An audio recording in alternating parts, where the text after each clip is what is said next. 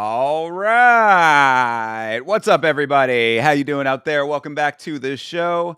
This is last week's fights. My name is Thinker St. James, and tonight we are going to be talking about UFC Fight Night, Covington versus Buckley, getting a little bit into this new GFL league that has just been announced. And to talk about all of that with me, as always, my co-host, my good friend, the Ohio player, and a man who would not lose a fight if he was flanked by Hulk Hogan and Chael Sonnen.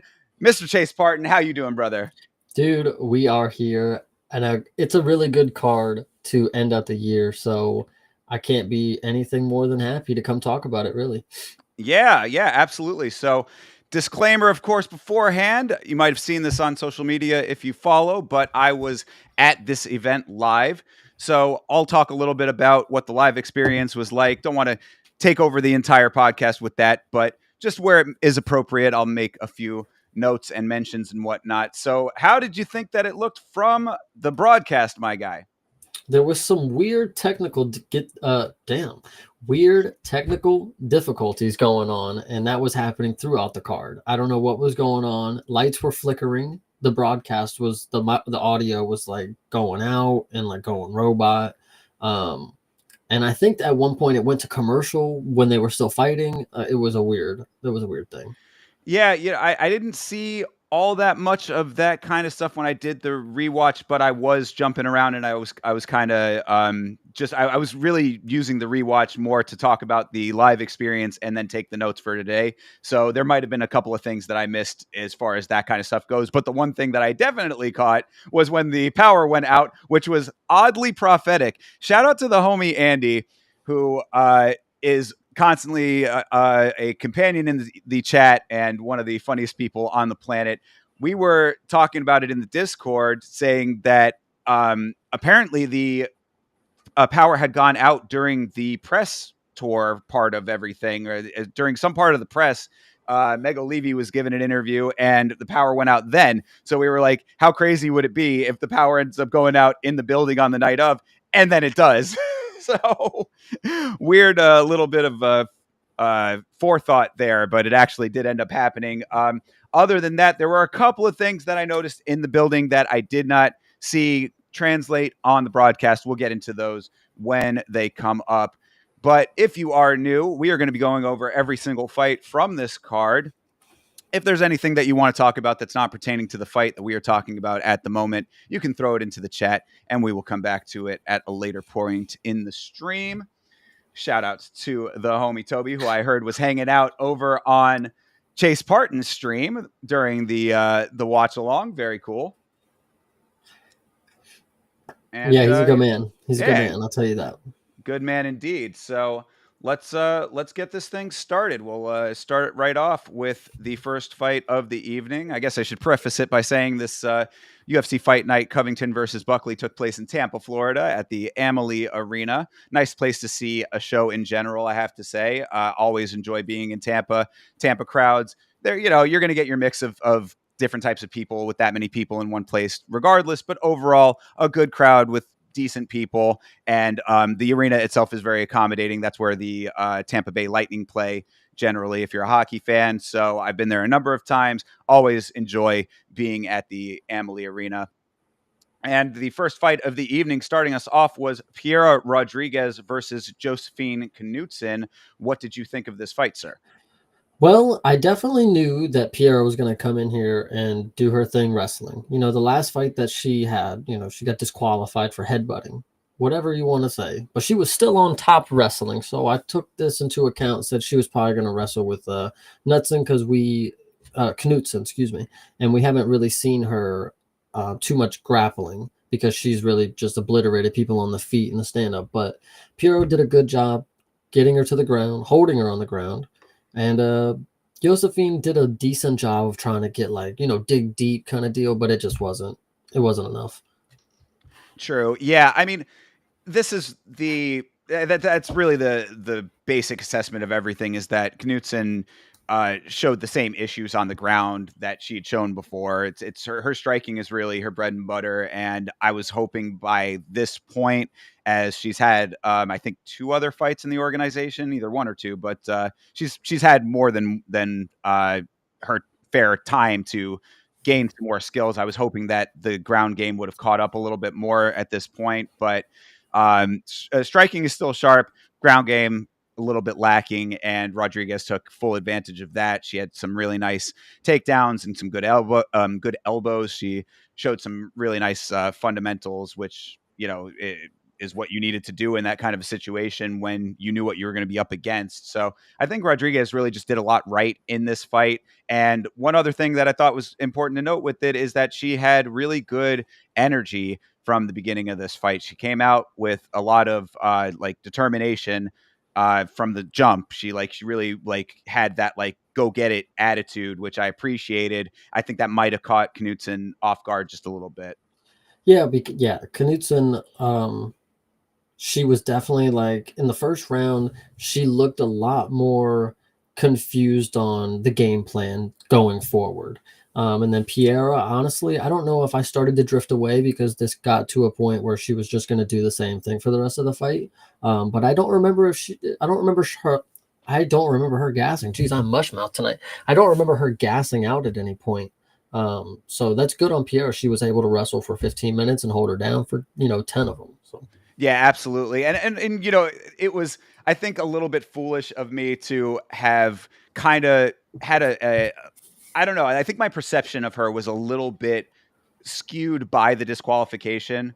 I was like, well, if she fought like a bit of a moron there, I mean, that's kind of a one-on-one thing, fight IQ kind of stuff where you don't do that. And she did something that was very basic as a mistake that cost her the fight. I was like, surely there's going to be more weirdness with her, or like not even that, just more like that it just that everything wasn't there. All the pieces were not there for her yet.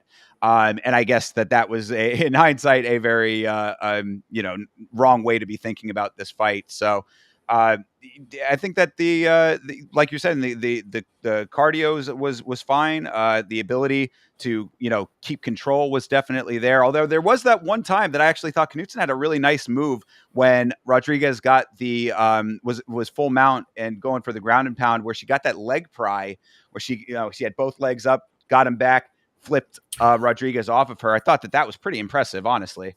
I think that is the moment where I heard in commentary, and this is Brendan Fitzgerald that said it, and I love him, but I was very confused on what he said because he was like, "That's why you don't stay in top mount for too long," and I was like, "What are you? Well, that's dominance right there. You stay in top mount. I don't like maybe if you're standing up like or like hunched up, like, but if you just stay in top mount, like that's like." What are you talking about? I don't know. But. Yeah, I guess if you have like if you're smaller, if there's less body weight, there's more potential for the person on the ground to be able to buck and get their way. But like, yeah, I kind of did think that was a little bit strange as well, because generally, if you're at the point where you're able to secure that and you can get the ground and pound going, then usually that could be fight ending. So it's like a little bit odd, but yeah, maybe Fitzgerald knows something that we don't. I say a lot of bad stuff, and Badger kind of, he kind of agreed with him. So maybe if that says anything, he does train a little bit. So maybe he's not Jesus either. Nobody. So, It's whatever. Well, and also, I mean, I guess this is a good example of what could happen, right? If they're able to get the legs up and pry, then, you know. And I even said after it, like, oh well, okay, I guess he was, I guess he did make a statement after it happened, like, kind of deal. That's why you don't do. It's like, well, it did happen, so what? Right, sure. Yeah, exactly. But yeah, I mean, overall, just a really dominant performance for Rodriguez. Great intensity throughout the entire fight. She started with it, kept it going all the way through. And I think also she capitalized on a lot of openings, both when it came to the takedowns and the strikes. Like she was able to find the elbow where, it was appropriate. She was able to get the takedowns when she could. And Knutson didn't make that as difficult as she probably should have at times. So overall, Piero Rodriguez gets the win, and I'm really not too mad at it. I just a little disappointed that Knutson did not pull it off. As I think about it, and I didn't think about this until later in the card, but I will bring it up. This is probably one of the first, you could say, fraud checks, questionably. Knutson is kind of like, she's on a good win streak, or was. All unanimous decision. I know she's not finishing, and she ain't like, but she is winning. And that's a good little win streak. Mm-hmm. And she kind of got humbled a little bit, 30-27. And Across I would the say board, I would say that's one of the fraud checks on this card. Yeah. I mean, I guess that Okay, you can look never at it mind. that way. I don't want to interrupt you. Toby is completely right. There's no fraud checks in WMMA. All right. Sorry. Fair. Now go ahead. Sorry. I wanted to make sure he got his glory for that one. He's totally Well, true. and I mean, while we're taking a little bit of asides here, I have to address this as well. Earlier on in the stream, Toby asking, is Mego Levy mid IRL or just on TV? First of all, brother, you're about to get your ass kicked out of this this podcast, this stream altogether.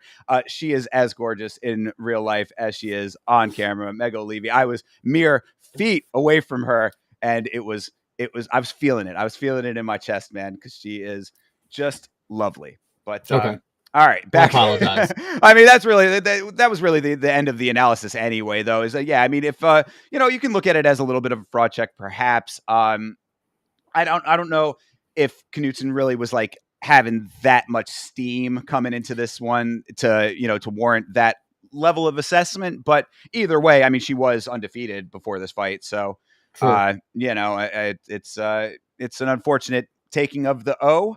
And yeah, I didn't expect it necessarily from Rodriguez specifically, but this should be a wake up call to her that she really does need to just work on the ground game. There's holes in the game that need shoring up, and that's where you need to put your emphasis now going forward, because it is certainly going to get worse than what Piero Rodriguez was doing.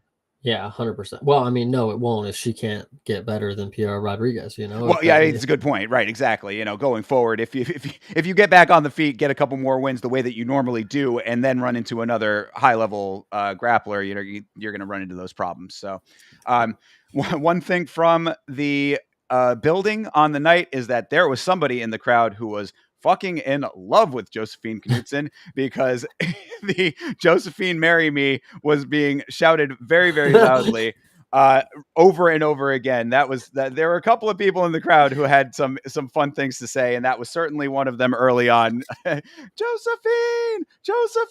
That was he just had an English accent, like it was just like a normal American guy. No, it was just an American dude who was was all in. He was really feeling it. So, Josephine, if if you're single, there's somebody in Tampa who's looking for you. There we go. All right. So yeah, I mean, a decent fight to start the evening off. It was a little bit of a slow roll in, I would say, but this fight kind of picked up the pace a little bit here. This is Davy Grant versus Ramon Taveras. Taveras, of course, a Florida native. He is from Duval County, and if you are interested and haven't seen it, I did an entire video about what they actually mentioned on the commentary on the broadcast. A survivor of a drive-by shooting that very nearly took his life not too long ago. So go back to the channel, youtube.com/@YamaShow, if you want to check out my coverage of that incident. But in this fight with Davy Grant, not looking as sharp as I was hoping he would. What'd you think, Chase? Yeah. Well, first off, I want to point out that the Discord completely had no faith in Davy Grant. The Englishman They don't even claim this dude. They said Davy Grant is not gonna win this fight. Every time that you think he's gonna, he won't. And then he comes out here and puts on a clinic. Like, whoa, does he put on a good show? This is one of the first old men to put on a nasty performance. So a couple of them did it. And Roman Tavares, he's really just a boxer. Like, I don't know why he doesn't do many more leg kicks. Like, look, he landed one and threw one. And then he's kind of like Chris Curtis of the bantamweight. Like, he's just only, yeah, Chris Curtis, not, oh, okay, made sure I got it right. And he's just like boxing only, has a lot of other skills, but just doesn't use them because he thinks he can just outbox people. But Davy Grant was mixing it up too much, and he just had too much for him. Reasonably so, this was a coin flip. Now that I see that in hindsight, but I thought this was good money to win on Roman Tavares. Yeah, I mean, I think that the real story of this one is just that when Davy Grant was letting the boxing go, he was having super success, and Tavares was not. I mean, the volume was not there for Ramon, and it was definitely there for Grant, especially later in the fight, because Tavares picked a couple of decent shots. I mean, was like, he was having minor success with that, but that was also like the problem. It was singles as opposed to a good amount of volume, which when Davy Grant, especially in that third round, man, he came to life in that third round, bro. I mean, like, it was because I mean they were saying, he was saying himself in the post fight that like the game plan was to to kick a lot, try to keep him a little bit more at bay, uh, pick shots a little bit more cautiously, and that's kind of what he had alluded to. Is like, well, I halfway through the fight, I was like, I wanted to go for the finish, so it's like when he started to do that, he certainly had a great amount of success. And I would say in this fight, sometimes abandoning the plan is the plan, because that boxing was super clean.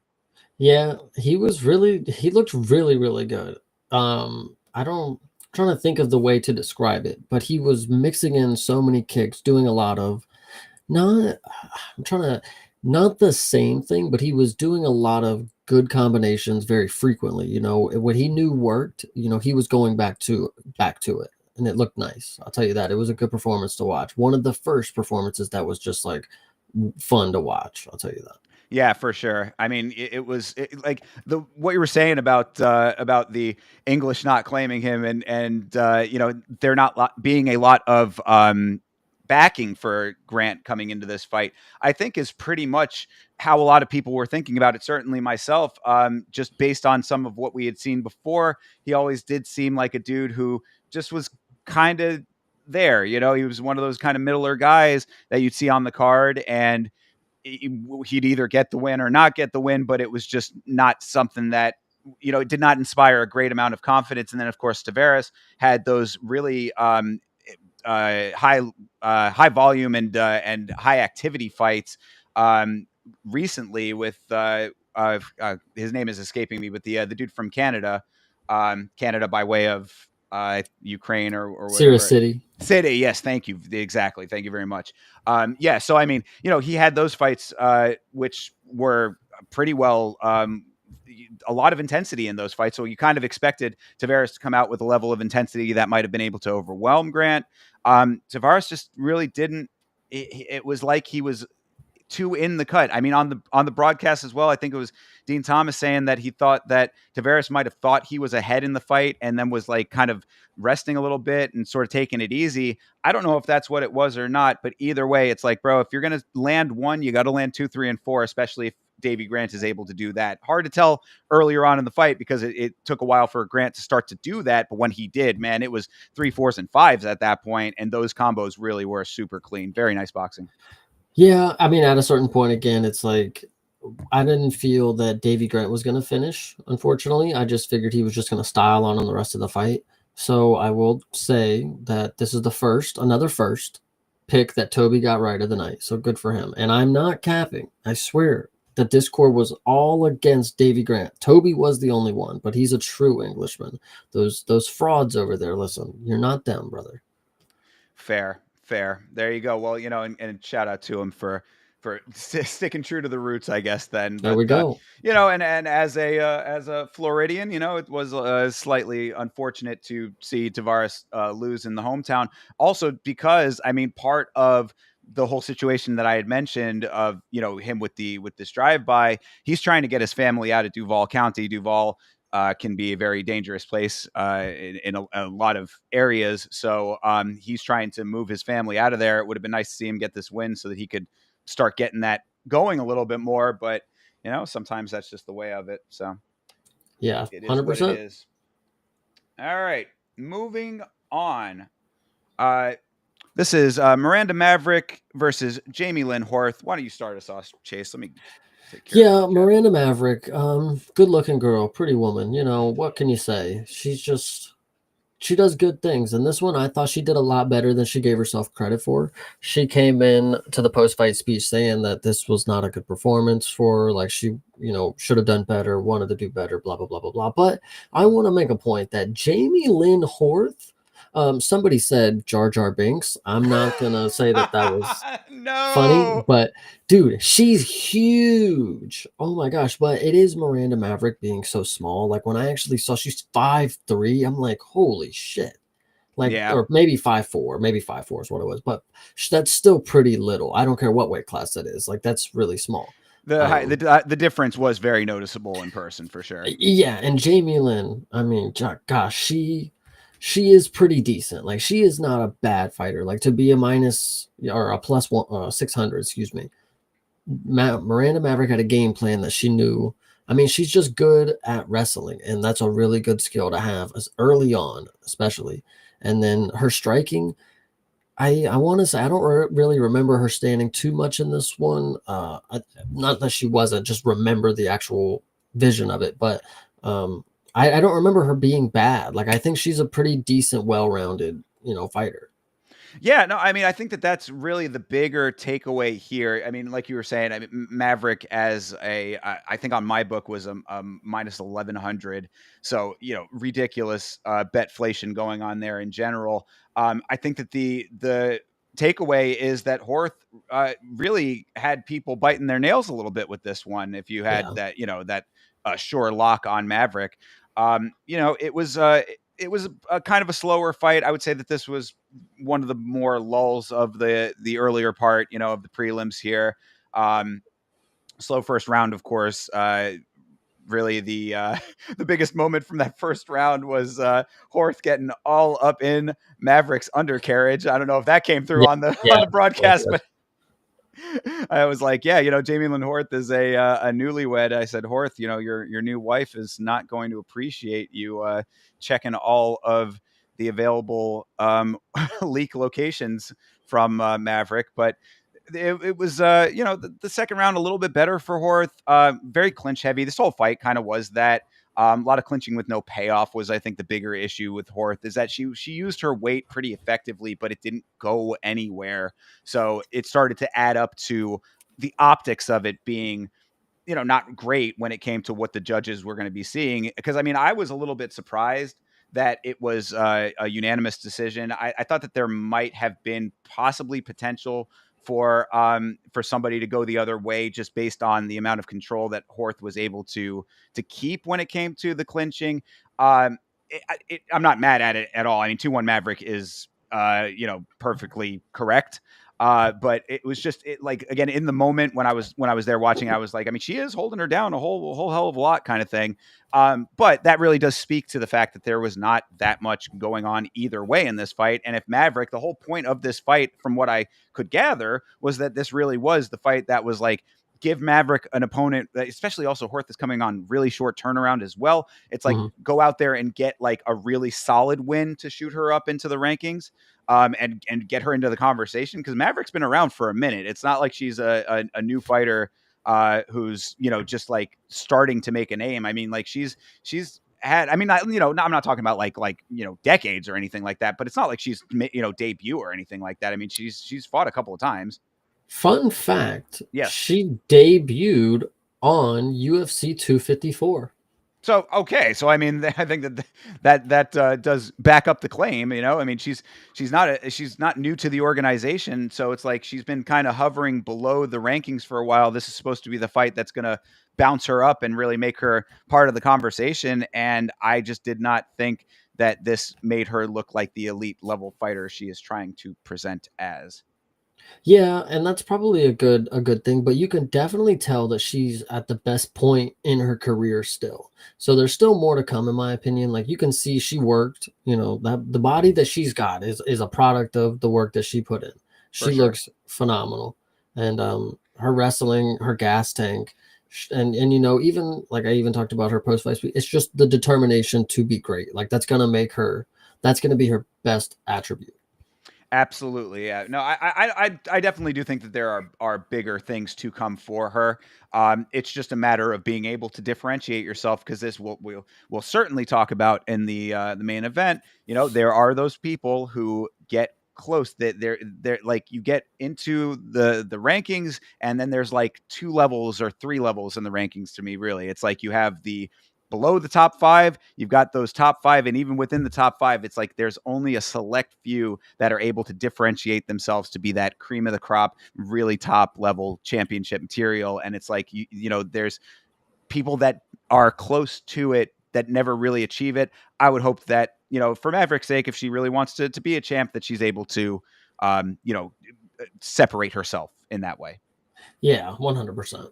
And as far as Horth goes too, I think that this was a better showing than a lot of people were giving her credit for it potentially being. So she really doesn't have too much to be ashamed of here. Work on some of the fundamentals as well, and then go get your own game going. Because I thought that like all of what those attributes you were talking about, the size definitely there, the ability to control is certainly there as well. She just needs to move that into something more effective for her and especially when she's going to be with fighters who are going to be tying her up as well, trying to get her wrestled down and get her on the ground. So there's some stuff that needs to get worked out for her, but it's stuff that I think that she can work on. Yeah, yeah, I agree.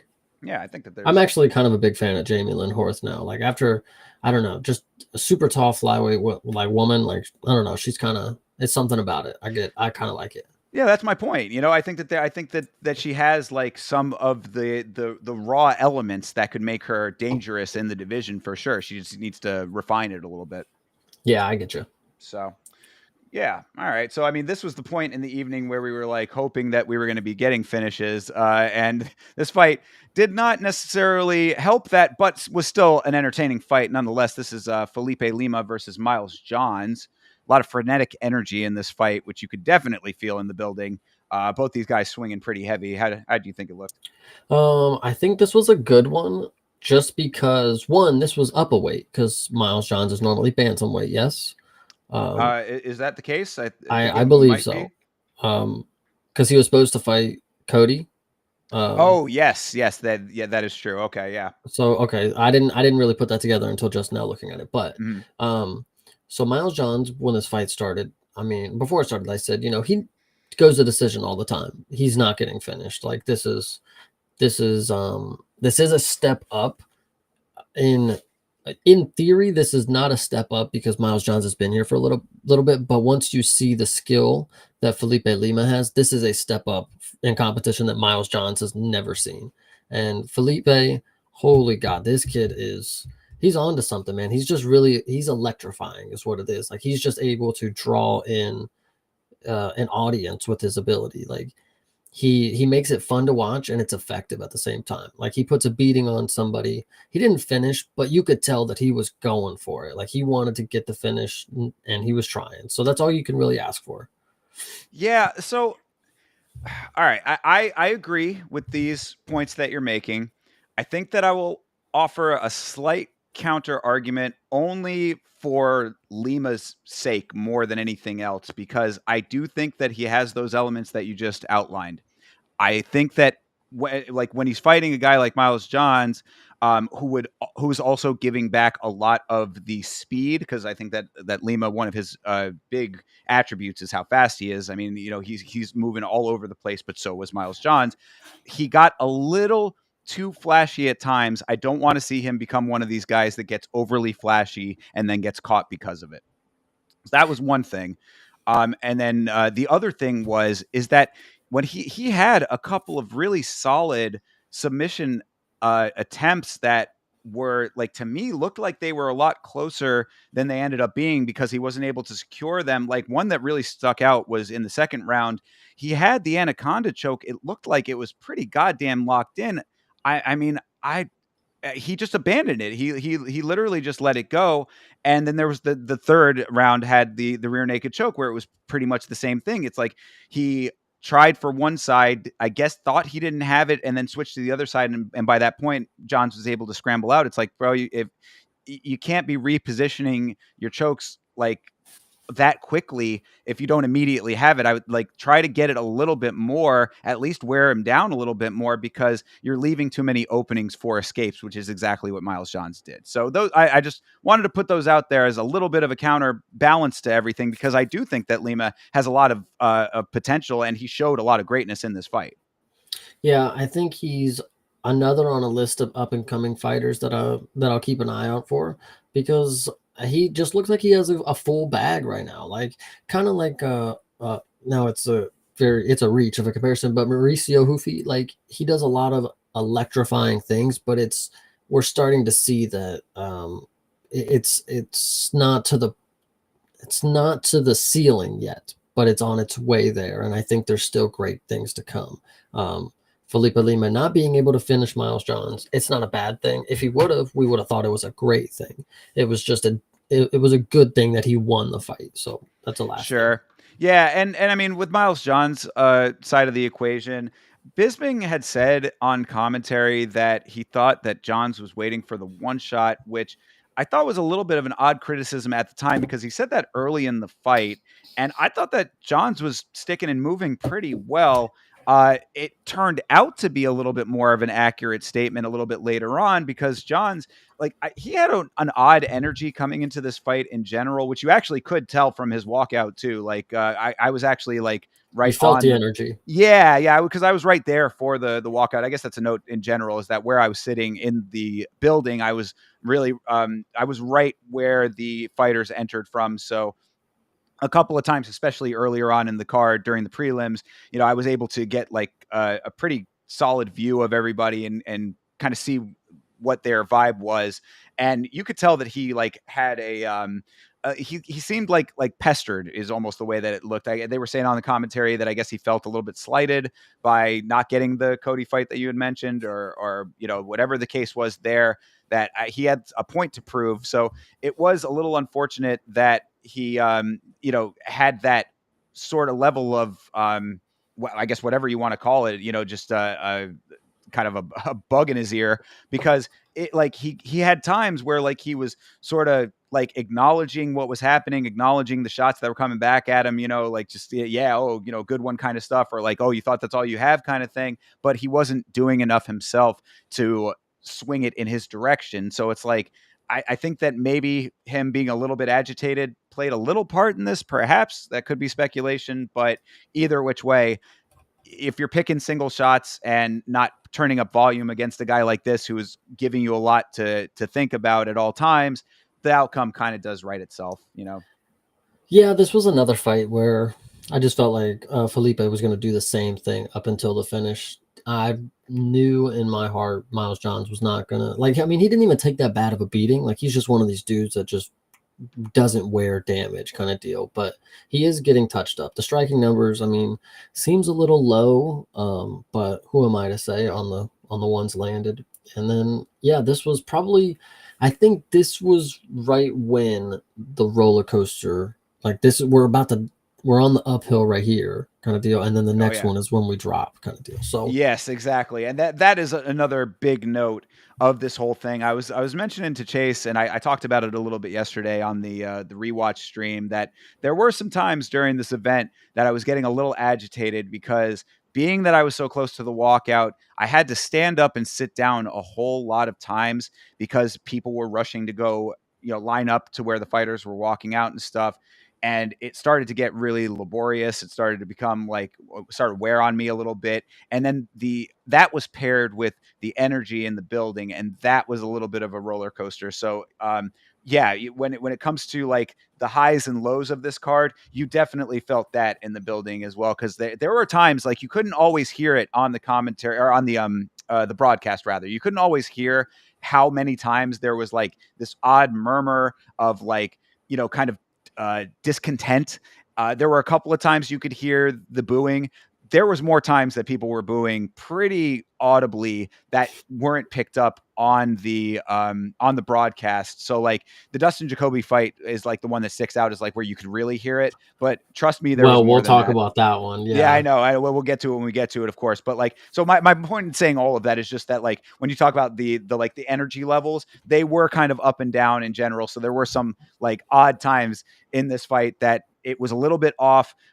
This fight coming up, of course, brought the energy up to a nice peak, or I mean, or at least got the peak started. We were on the incline with this fight coming up after these fights that did not have finishes here. So let's move on to it. It is Sean Woodson versus Fernando Padilla. Some oddness in this fight in general. When it came to Padilla, I thought there was just some stuff that I had seen live that I was like, he looked a little bit off. Yeah, well, what I'll say is this was another one that I thought was going to decision. I thought this 100% Sean Woodson, decision merchant, pillow hands. Was I wrong? But I thought this was going to be one. Did I think last fight? I thought that was going to be more exciting than it ended up being, because it was fun, but it wasn't great. This one I thought was going to decision, but this was going to be like a really good showing. And was it a quick and fun showing? Sean Woodson is just elite at boxing. This is a crazy weight for him to be at. I mean, both of these dudes, for them to be at this weight. Um, and yeah, finished with 2 seconds left. Padilla just couldn't take it anymore, and that was a really quick flurry. And he got up pretty quick too, and like gave him its props or whatever. But Sean Woodson he can land some pretty clean strikes, and it doesn't have to be powerful, because we know he's not powerful really. Well, I mean, powerful enough to put away Padilla, I True. suppose. Both these guys super tall and lanky with really skinny legs. That was one of the things that, like, in seeing it in person too, I was like, man, it really does, like, it's very apparent. You can see it on the broadcast, of course, but like in person, it was just like, man, I would think that both these guys would have been just spamming leg kicks to each other. I mean, maybe they didn't want to worry about their own legs being compromised because of that, but like with any person who's fighting these guys going forward that does not have the same frame as either of these guys, a little bit more meat on the legs, that needs to be your number one go-to attack, because there is so much like or so little, I guess I should say, there, that I mean, like, I would imagine that the impact would be pretty painful for these guys when it came to taking shots to the bone. um this was the first fight also I wanted to mention, because I thought that I saw it a couple of times. Maybe I'm mistaken, but like, I thought that Padilla was kind of slipping a little bit. Like, it seemed like there might have been like a little bit of slippery mat syndrome going on at this event. I don't know if there's other times that that it I can happened tell you that. some. Yeah, I would say. I mean, maybe you saw a couple of them, because it also felt like Colby was slipping a couple as well. But Drakkar Close, and then Bruno Silva. so yeah, so I mean, it was a little bit strange. I don't know what that was about, but just something I wanted to put out there. Um, I mean, I did appreciate that Padilla was keeping the pressure on, but he just ended up eating a bunch of shots because of the forward motion. So that was a little bit of a detriment in his side of things. And the big thing that I wanted to mention was that reaction from the leg kick that Padilla did take. Like, based on all of what I was just saying there, obviously there was some some capitalization happening when the leg kicks were thrown, because Padilla got spun the fuck out off of a leg kick that didn't look like it was that crazy, but he just went flying off of it. Yeah, well, that's what I wanted to. So you talked about why don't they throw leg kicks more, or why didn't they? Sean Woodson, I can tell you, he has the leg mobility of his 300-pound version self, kind of deal. Like, and I'm not trying to joke. Like, I really think that's what it is. Like, his low kicks, he just like lobs them out there. They're kind of like slow. They're like real clubbing kind of deal. He doesn't have like, you would think somebody with stilts. Like they'd be able to stab with them, but he really doesn't have like that leg speed. Like I don't know if it's his hips, the thighs. I don't know, but Mhm. like he also tried to mix in a high kick. I don't know if you saw that. It was also very slow, but like eventually, he's trying. He's trying to mix in some stuff because he knows the boxing is not going to work forever. Not, I mean, it will, but it's he needs other things to mix in. Sure. I also think Sean Woodson, his boxing is just we've known it's elite. Like it's just that good. I also think it was kind of funny that he was tangled up with Padilla on the ground. Like he like jumped on him in the first round, and I was like, "Whoa, Sean Woodson, you better calm down, brother. Are you hopping in guard here?" And then Yeah. he almost got subbed with like a an Americana or something. Not Americana. He I'm might trying to have think what it been was. a triangle for a second there, but then was able to slip it. If I'm not, that might have been a different fight, but I thought that was that one. It was something funky, but yeah, it was almost like, "Oops, Sean Woodson, don't be stupid now." And then he definitely got up and did not go back to the ground. So shout out him. Yeah.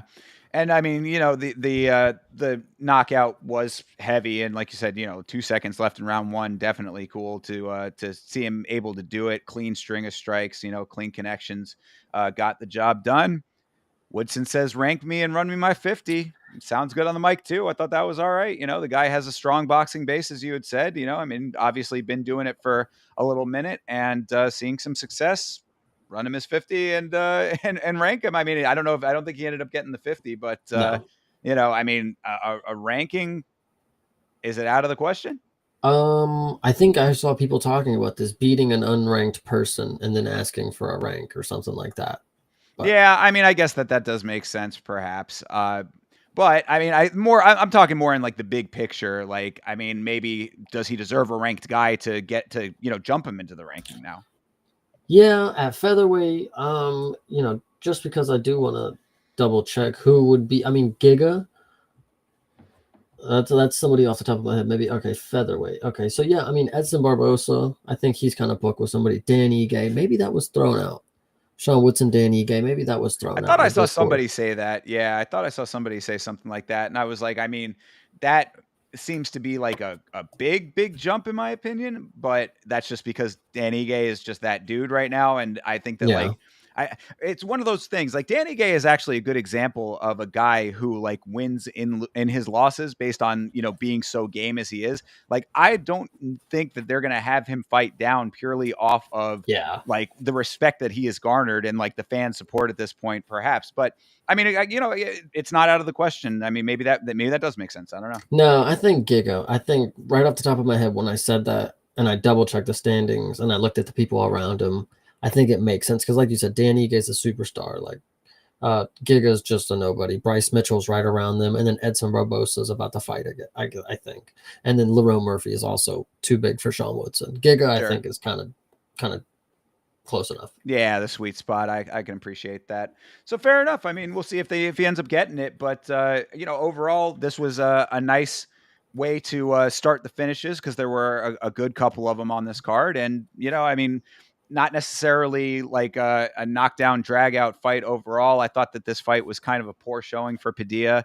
Um, they had said on the commentary this. I did not realize this in the moment, but he had taken his gloves off as if he was going to retire. He did not, of course. But I was like, I mean, I didn't know if it was that bad, but it was not great. So if you were having second thoughts about fighting, perhaps it wouldn't have been the craziest thing in the world. Either way, I think that Padilla is sadly, and this really does speak to the strength of the Mexican roster in general. I'd say that he's kind of on the lower end of that, but that's also just because there are so many phenomenal Mexican fighters. So I think this is, since you noted this one first, I think we're getting to a point where people either they just want to take their gloves off in the ring and just like walk out with them because like why have them on anymore? If people can take them off when they retire, I can take them off when I'm not, kind of deal. Why wait to the back? Or they're trying to get that interview. Like I don't know, like get rid of the, not the, fake them out. Like oh, take the gloves off and then they come talk to me, kind of deal. Obviously, Padilla is not the type of dude to get that honor. Like the same, but um, I don't know. There was a couple different times where people were taking their gloves off, and the Discord is, "Oh my God, he's gonna retire! Oh my God!" So I think, I mean, but there are some others that are warranted for that. Yeah, and be careful doing that because we saw how it worked out for Clay Guida. So, Yeah, you do that now and stay in the game. You run up against Chase Hooper, and that's not a great night for a lot of people. true. So, yeah, I mean, I guess that is that one. Let's move on to one of the fights that I was happiest about. This was the fight I was looking forward to the most on this card going into it. This and, of course, the Cub Swanson fight, which I can't wait to talk about. But Joel Alvarez versus Drakkar Klose. I am very high on Joel Alvarez. Uh, After seeing what he did to Elvis Brenner, I really see greatness in Joel Alvarez. And this was pretty much exactly the fight I wanted to see from him against a fighter that I like in Drakkar Klose. I think that Drakkar Klose's only real detriment outside of this fight is the fact that he had been a little bit inactive for a while for various reasons, from what I understand. Also, do want to note that Drakkar Klose did recently lose his brother, which is very sad. So, best wishes to his family. Unfortunate to have a loss after a loss. But as far as the Joel Alvarez side of things, like I said, I thought that Drakkar Klose was a good fight for him, and Drakkar Klose had a lot of good elements that might have given Alvarez some things to think about and have to go up against and work his way through. But Alvarez, with the high fight IQ that he has, man, is he was just able to really do his thing, and this, like I said, was exactly what I wanted to see out of him. Yep, I definitely have the Spanish flag on the way for my guy here. Joel Alvarez, gosh, he's just really good. Like he's just like the Terminator. Like he's out there and he's navigating and he's targeted to do anything that's going to win the fight.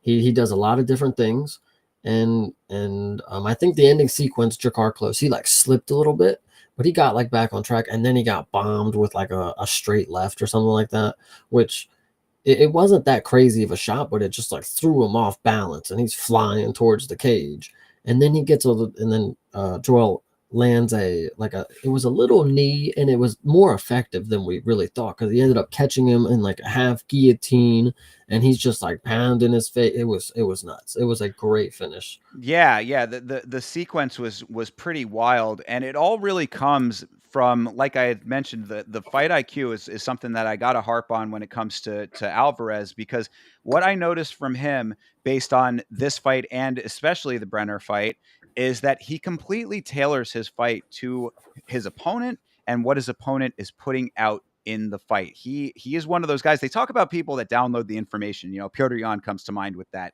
Guys who will like drop a first round, just gathering information to utilize later on. Alvarez has perfected it to the point where he doesn't need to drop around in order to do that. So having that immediate understanding of what he's encountering and being able to react to it in real time, I think sets him apart in such a distinct way. And then it showed here because Close, like you were saying, he had a couple of decent moments there, especially that slam takedown that he had was pretty impactful. You could definitely hear it in the building. But Alvarez was able to negate that, get right back up, and that, like you said, the sequence was pretty fucking solid. I mean, he stung him. The knee didn't even look like it was that harsh, but it had Yeah. enough on it that was able to do its job. And then the shots to the side of the head, fucking love to see it, man. And I did want to acknowledge this right here that Toby put into the chat, saying that Alvarez is a smarter, better version of Jalen Turner. I mean, I think that might not be too far off, and that is essentially what you would want out of the build and style of fight that both of those guys have. Like, if he is an evolved version of Jalen Turner, then that's a dangerous motherfucker right there. So he's showing it time and time again. The last note that I have is it perfectly caps it off: 22 wins, 22 finishes. That is fucking nuts. Oh, that is actually crazy. That's a truth. Like it's I actually that serious. If Yeah, I heard correctly on the commentary. yeah, he's nuts, man. The 17 submissions in his back pocket is what's kind of crazy. Guys got it all, and that's what. So I mean, I was saying it, on the night of. I've been, wrong before, and I will certainly be wrong again. But I will put it out here that Joel Alvarez has, to me, the makings of championship material. That Hey, I'm putting it out there early just to say that, because I do think that that at least the potential is there. I yeah, get I getting that mean, feeling. I 100% agree. I see the vision. Yeah. Yeah, exactly. It's purely a vision right now, but I mean, as this dude continues to rise, I mean, he needs to be getting high level opposition like immediately. In my opinion, I don't think that there's any more waiting that needs to happen with him. No more feel out time. If there was ever a guy that deserves a little bit of a hot shotting, I mean, he's already. It's not even a hot shotting at this point. He's already fought a number of guys to warrant it. Like, bring this guy into the fold for real. He deserves a ranked guy, and I'm talking like a decently ranked one at that. Yeah, 100%.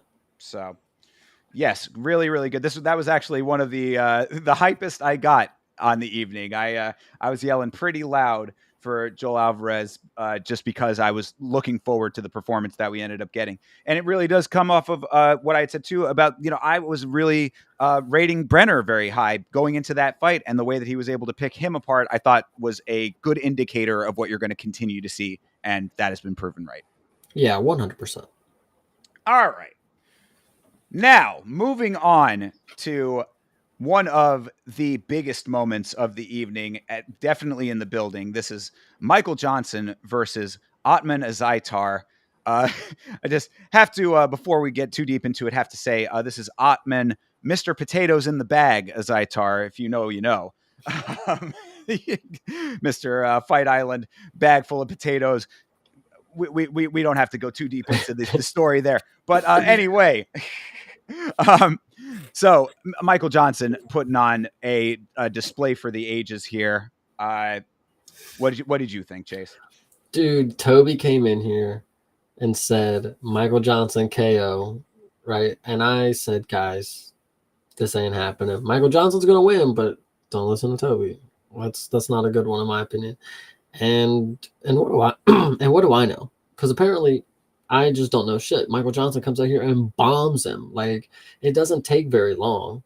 I mean, 3 minutes, yeah, about 3 minutes into the fight.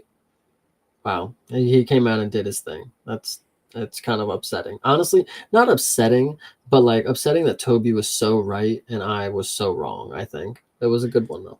Well, I think that the unfortunate point on Azaitar's side, before we go too deep into the glazing that I want to uh, lay upon Michael Johnson for this one, because I got a couple more things to say there. I think that on Azaitar's side, he might suffer from just a bit of a weak chin, and I hate to put that on the guy, but 3 KOs in a row seems like there might be a little bit of a Glass Joe kind of situation going on there, and this certainly doesn't help that perception.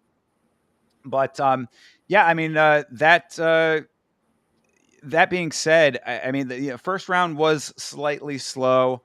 Um, Johnson got a pair of shots that did stumble Azaitar late, especially the straight left at the very end. Kind of looked like, oh man, well if that affected him, then there might be some problems going forward. So I think I even picked up on that at the time. I was like, oh, he did look like he got a little stumbled there for a second. So if that's the case now, then round two might not be so great for him. And then sure enough, round two, the shot from Johnson gets through amidst an exchange. That was also the interesting part about this knockout, was that this wasn't like he picked the exact right shot and it just landed exactly as he wanted to. They were both throwing at the time. And the thing I wanted to mention, and this is the veteran aspect of Michael Johnson, because this dude, his resume speaks for itself. The level of competition that he's faced in the past. This dude has been doing it, like he said in his post fight. This dude has been doing it. He is one of these guys who's been out there really about this fight life. The veteran status that he has was shown when he did the push off during the exchange. If you go back and watch the sequence, he's taking some shots back, or at least some shots are being thrown back at him. And at one point, I think he eats one and he ends up pushing off with his forearm. It created the space that allowed him to have the exact right connection point for the shot that ended up doing it. So, I mean, that really was extremely clutch to allow that shot to be the right one and get the finish that he was looking for. I mean, not even looking for, the one that just ended up happening to happen because of that. And that only comes from a real veteran understanding of what you're supposed to do in a sequence like that. So. And to make another point, this is the in the post fight, he said he's not retiring. He's not doing anything. He's not going anywhere. So that is something to note. But this dude does have 19 losses, which is really crazy to note. That might be the most that I've seen. No, Anthony Smith has. Oh, no way. I mean, I think fucking Clay Guida has more losses than Oh, that. oh, you're probably right. You're probably right. But it might be close. It might be close. But still, that's a lot of losses. And, he's not the oldest, but, to keep going, man, shout out him. Dude, yeah, 38 Game years is old game. and not stopping anytime soon, he says. Let's fucking go. I mean, and I did want to mention that Florida fucks with Michael Johnson because I've seen him fight twice live now, both times getting the win. So Yeah. he has a home here in Florida when it comes to this fight game. And yeah, I mean, shout out to his family as well. He was saying that he's got family that literally will pack up the car and drive 15 hours to come watch him fight. That's a really nice thing to hear, that he's got the support back home, because not everybody has that. So that's cool too. And the one last thing I did want to mention, just because this does play into the potato bags thing just a little bit, and then we can put this to the side. I'm not going to harp on this, but they said on the broadcast that Otman Azaitar is friends with the king of Morocco. Friends in high places, they said on the commentary, because Michael Johnson was saying, why is this guy even fighting if he's out here hanging out with these super high level government people in his country of origin? Just something to note. And it certainly does add a little bit more weight to the whole situation on Fight Island with the bag that was apparently full of potatoes, but Ottman says he has no knowledge of. There was definitely something weird going on there. I'm just, the nature of the way that I cover the sport, I couldn't let that one slide without making a note of it. Just had to put that out here now, put a pin in that if we have to come back to it at some point. Good deal. And Chase will remain silent. All right, let's move on. All right, we got this next one was one of the more, I think, frustrating fights on the night, especially after such an amazing knockout from Michael Johnson. This is Navajo Sterling versus Tuco Tokos. Now, this was not a bad performance for Sterling. It was, to me, a performance that was frustrating. Like I had said, he got me more frustrated than anything else. Did he deserve the win? Yes. Could he have done better and different things? I think also yes. What do you think, Chase? To start, I think in this specific promotion, well, in this sport in general, we have a lot of people that are very interesting looking. And Navajo Sterling, I don't think we noticed it off rip, but this dude he's got caveman features too. And shout out him, dude. He's fucking jacked, So I really like Navajo, and I really wanted them to get the knockout. But considering this is the first fight, let me just double check. The first fight that didn't end in knockout for him? Yes. I mean, I think he did relatively well. Tuco Tucos is not the best, but he's a decent enough dude who'll fight through a lot of stuff. That's a good test. Like if you've been knocking everybody out, it's like, okay, we're gonna give you a dude who we know is hard to knock out, kind of deal. And that's what this is. And you can tell Navajo was wearing it, later in the fight, because he's never been here, especially at the competitive level, this far into a fight. But he was still doing great things. He was still trying to throw in the combinations. He was still mixing in the kicks, and his grappling is really, really solid. Like he can get up, and that's really the key, is just getting up. And then if you can get back to your feet, then boom, you're good to go. Another thing that we noted in his Contender Series fight is that little tick that he had when he was like wipe his. I didn't see it that much in the third round. I think he went back to it because I think he was gassed as hell, and like that's just kind of like a, an easy like reset method for him. But I think he did well not having like a tell kind of deal. That, I mean, it wasn't really anything that mattered. It was just kind of interesting to know, and I think we said exactly that. But I don't think he did that more than like once or twice. And again, he made it through all the rounds and he didn't quit. So shout out him. He's a big dude. Yeah, no, all of your points are completely 100% correct. I fuck with all of what you're saying, like 100% there. The thing that was frustrating to me was I think that, and like you said, this is his first official fight in the organization coming off the Contender Series. Though that too, yeah. Um, I think that it might have been a little bit of a hesitancy because he wanted to secure the win and wanted to play it a little bit safe perhaps, but the frustrating thing was that he just didn't seem to have a sense of urgency in picking up on very obvious openings that he created. That was the thing that was really the frustrating part of it, was that he was creating really nice openings for himself. First round, stumbles Sokos, doesn't follow up at all. No urgency there. Defense, like you said, very good. Octagon awareness, also very good. Shout out to Badger. We were talking about that a little bit yesterday. Just did not show killer instinct. And I think that that was just a little bit of an apprehension on his part. Toko's capitalized on that aspect of it a few times himself, where it was like, well, if you're not gonna take the openings, then I'm just gonna go back to my game plan.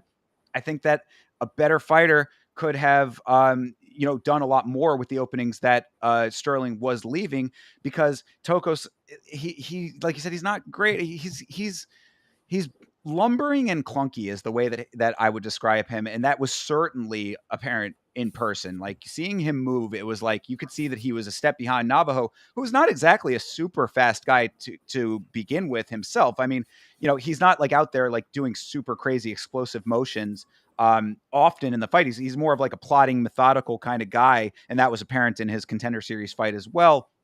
So to see him out there taking pictures, especially at the end of the fight, was really kind of frustrating.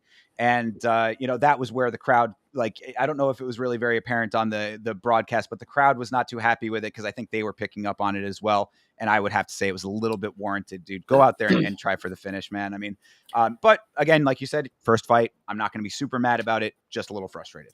Yeah, I think that's exactly what I'm going to hammer home. I think okay, so this is somebody who I don't see him as like a natural born killer kind of deal. I think of him as like, this is a homegrown talent. And like, I think with his first fight, the experience that you're wanting from him, like, the know that, he's injured, smell the blood, go for it. I don't think he has that yet, because up until this point, it's just I smash and they fall. So after he hurts them, which he did a couple times to the body, like Tuco was kind of like walking, like folding away, guarding up.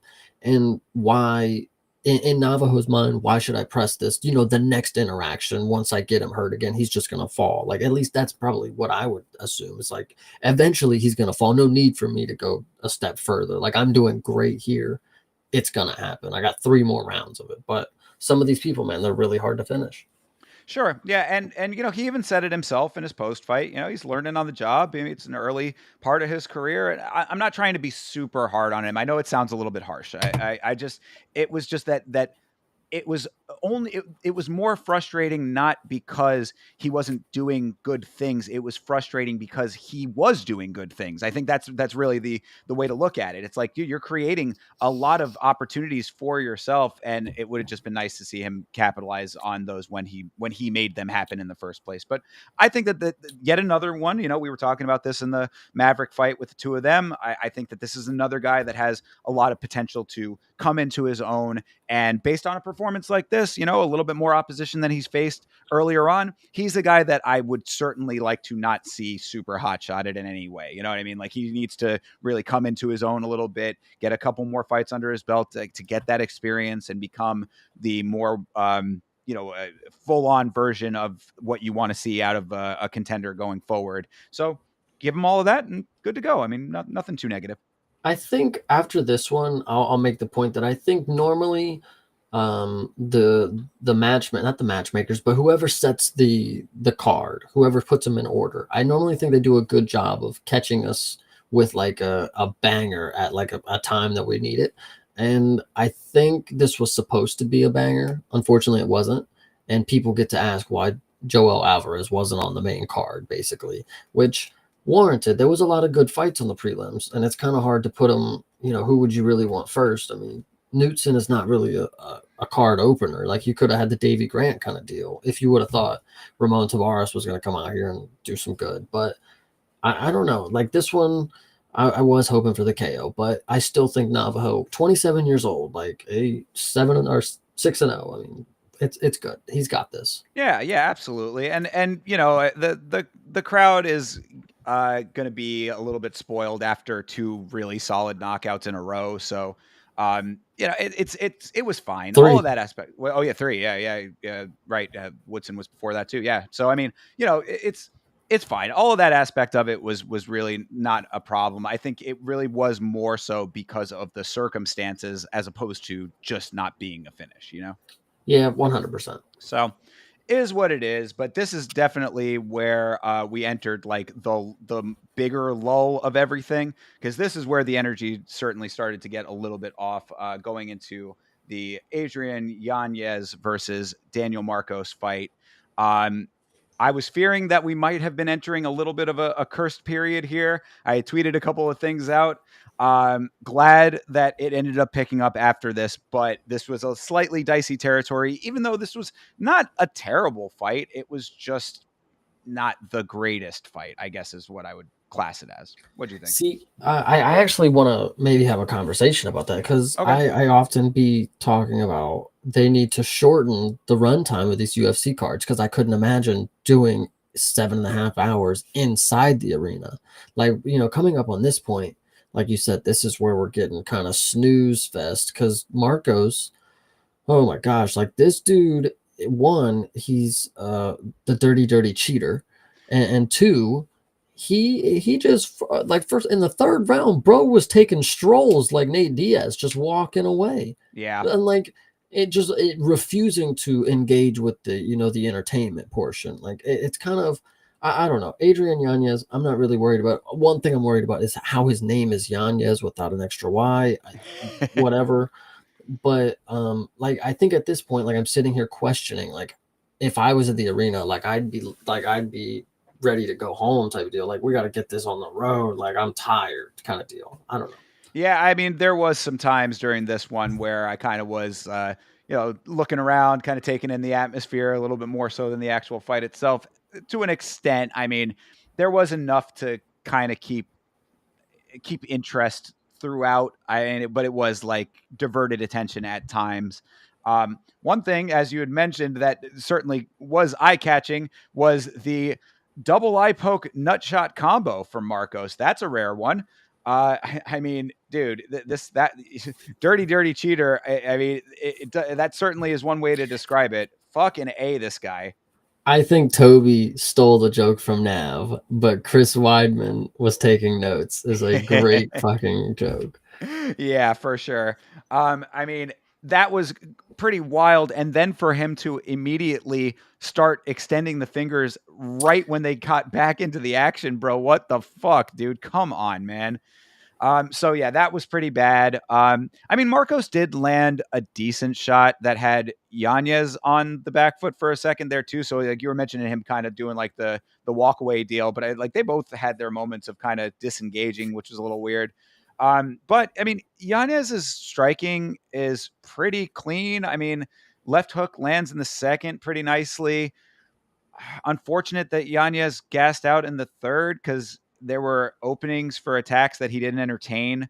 And like he just ended up going to the clinch a couple of times. That like was kind of unfortunate, but I do think that it really was just because he had gassed out there a little bit.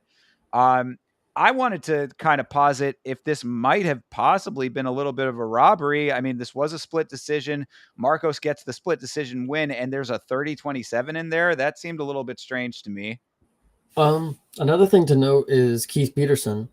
He just kind of lost the what is the word? Because he controls a lot of things that go on in the cage. He's protecting the safety of the fighters. He Of course. let Marcos get away with too much to the point where he was visibly like shaking his head, like I can't, I don't know what to do, guys. And I think that was an issue.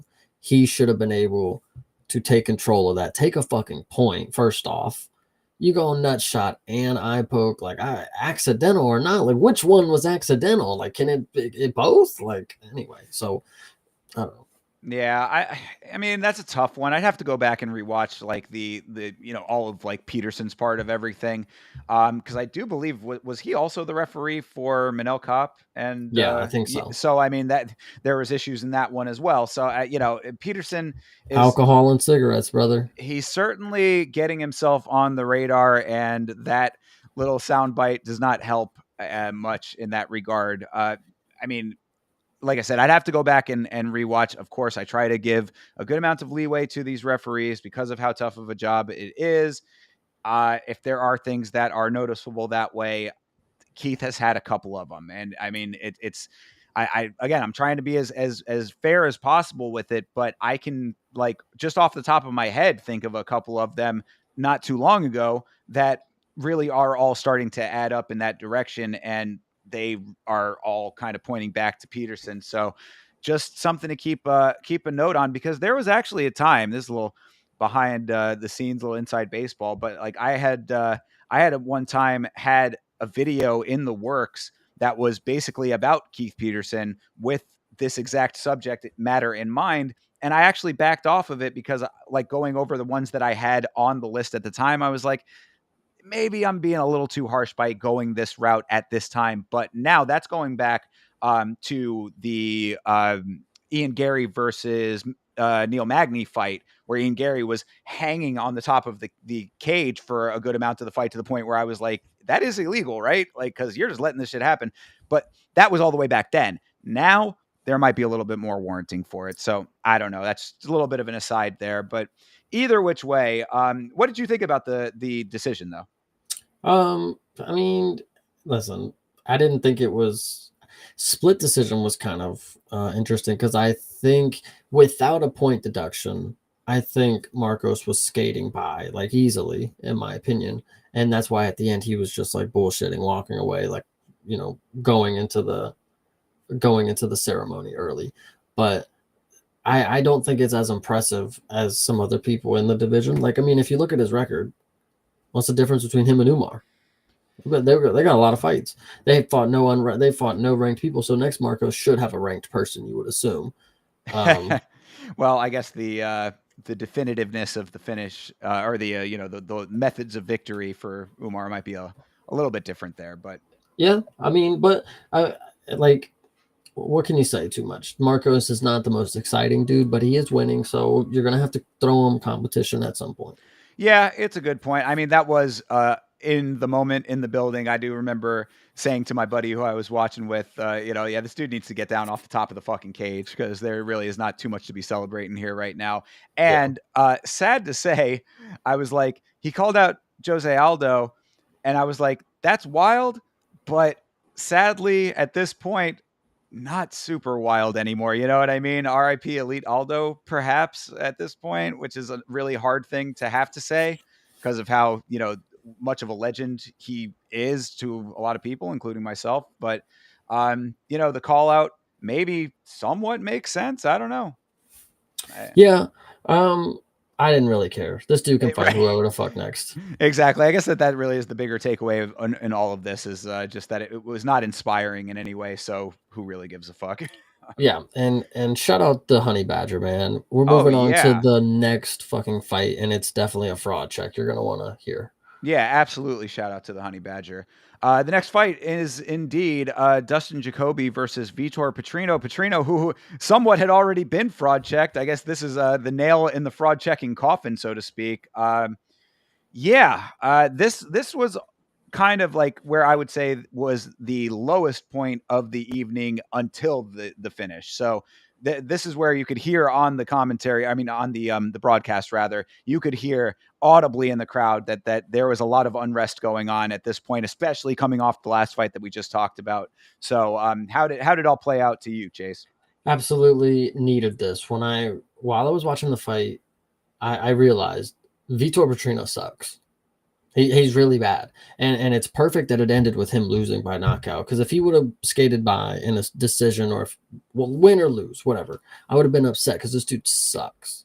This dude is bad. So the fact that he got knocked out, I'm very, listen, very, very happy for Dustin Jacoby to get that knockout the way he did. Because man, did it make my night. Even though it was a boring 12 minutes until that happened. Yeah, I mean, I guess to Petrino's credit, he did keep a good amount of pressure on early. He had Jacoby on the back foot for most of round one, so I guess there's something to be said for that. He wasn't necessarily backing down, which is, good. And I mean, Jacoby early on was not giving him a lot to back down from. He would describe it as a very patient performance. That's certainly one way to describe it. I guess in the end, that does kind of make sense. That does track, but leading up to it, like you said, it was kind of touch and go in that regard because it did not feel that way in the moment. It just felt like a lot of nothing. Um, with the lack of output from Jacoby, it was very, very lucky that he finally found that KO shot. I mean, I'm not saying that it was a lucky shot. He did set it up. I mean, like he was looking for it and getting himself to that point. I'm just saying it was lucky that he actually achieved it because had he not, this would have definitely been, one that people would be talking about as an absolute snooze fest. But the shot that finally landed was really nice, to be fair. The follow through was complete. He landed that thing and kept on going. He spun Petrino out for real, for real. Petrino was looking like Fernando Padilla was when he spun out off of that leg kick, but that was off of a knockout in this case. So nice to see that and for it to change the atmosphere because had that not happened, man, it was looking like we were entering some dark times. We need to build up a Brazilian community to find out just how prominent these names are, because I just can't imagine that the people, main card, like Vitor Petrino, why are you on the main card with Dustin Jacoby over all these great fights? And you have been dog water.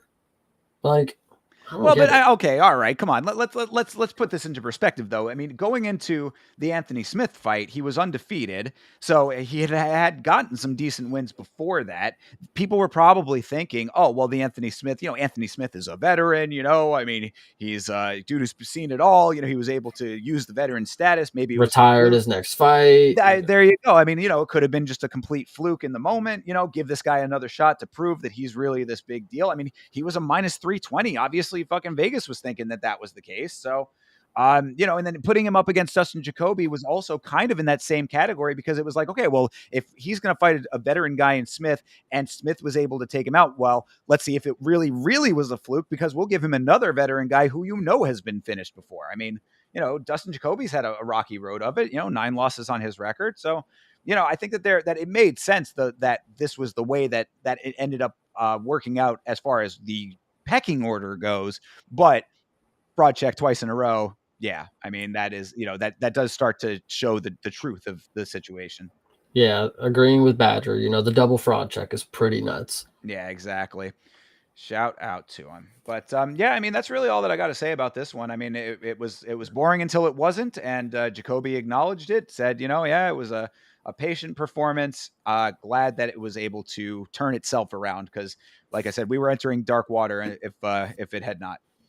Yeah, 100%. And this is the first of the last 4 round 3 finishes, and this one, thankfully, the slowest one was first. Sure.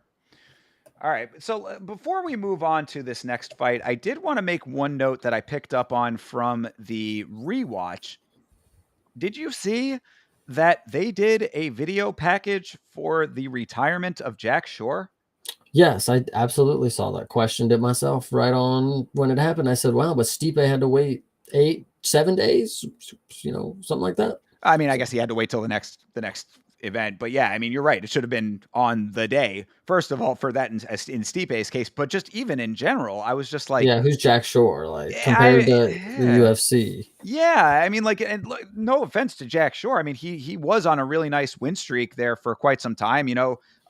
Did some good things for Wales when it comes to the higher levels of the sport and all of that, but it just seemed a little bit odd to me. I wanted to make a note of that, especially considering that, like you said, with Stipe, Michelle Watterson getting one, I guess you could say maybe a little bit more warranted, but I mean, like, I'm just saying it's a little bit odd who they're deciding to give these to and who they are not. I mean, and the one that really sticks out to me most above all of them is Andrei Arlovsky. Whether or not he wanted it or not, I don't care. I mean, like, there should have been some acknowledgement of a former champion, leaving the organization, even if he's not leaving the sport. Yeah, why is it a matter of like, hey, do you want to, like, you want a video or something? Like, why is it not like, oh my god, yeah, like, duh, make them a little, like, why is it not from the boss man? Like, hey, you should make Andrei Arlovsky a little retirement video. Don't tell him like it's gonna be on the night kind of deal. Like, I don't know.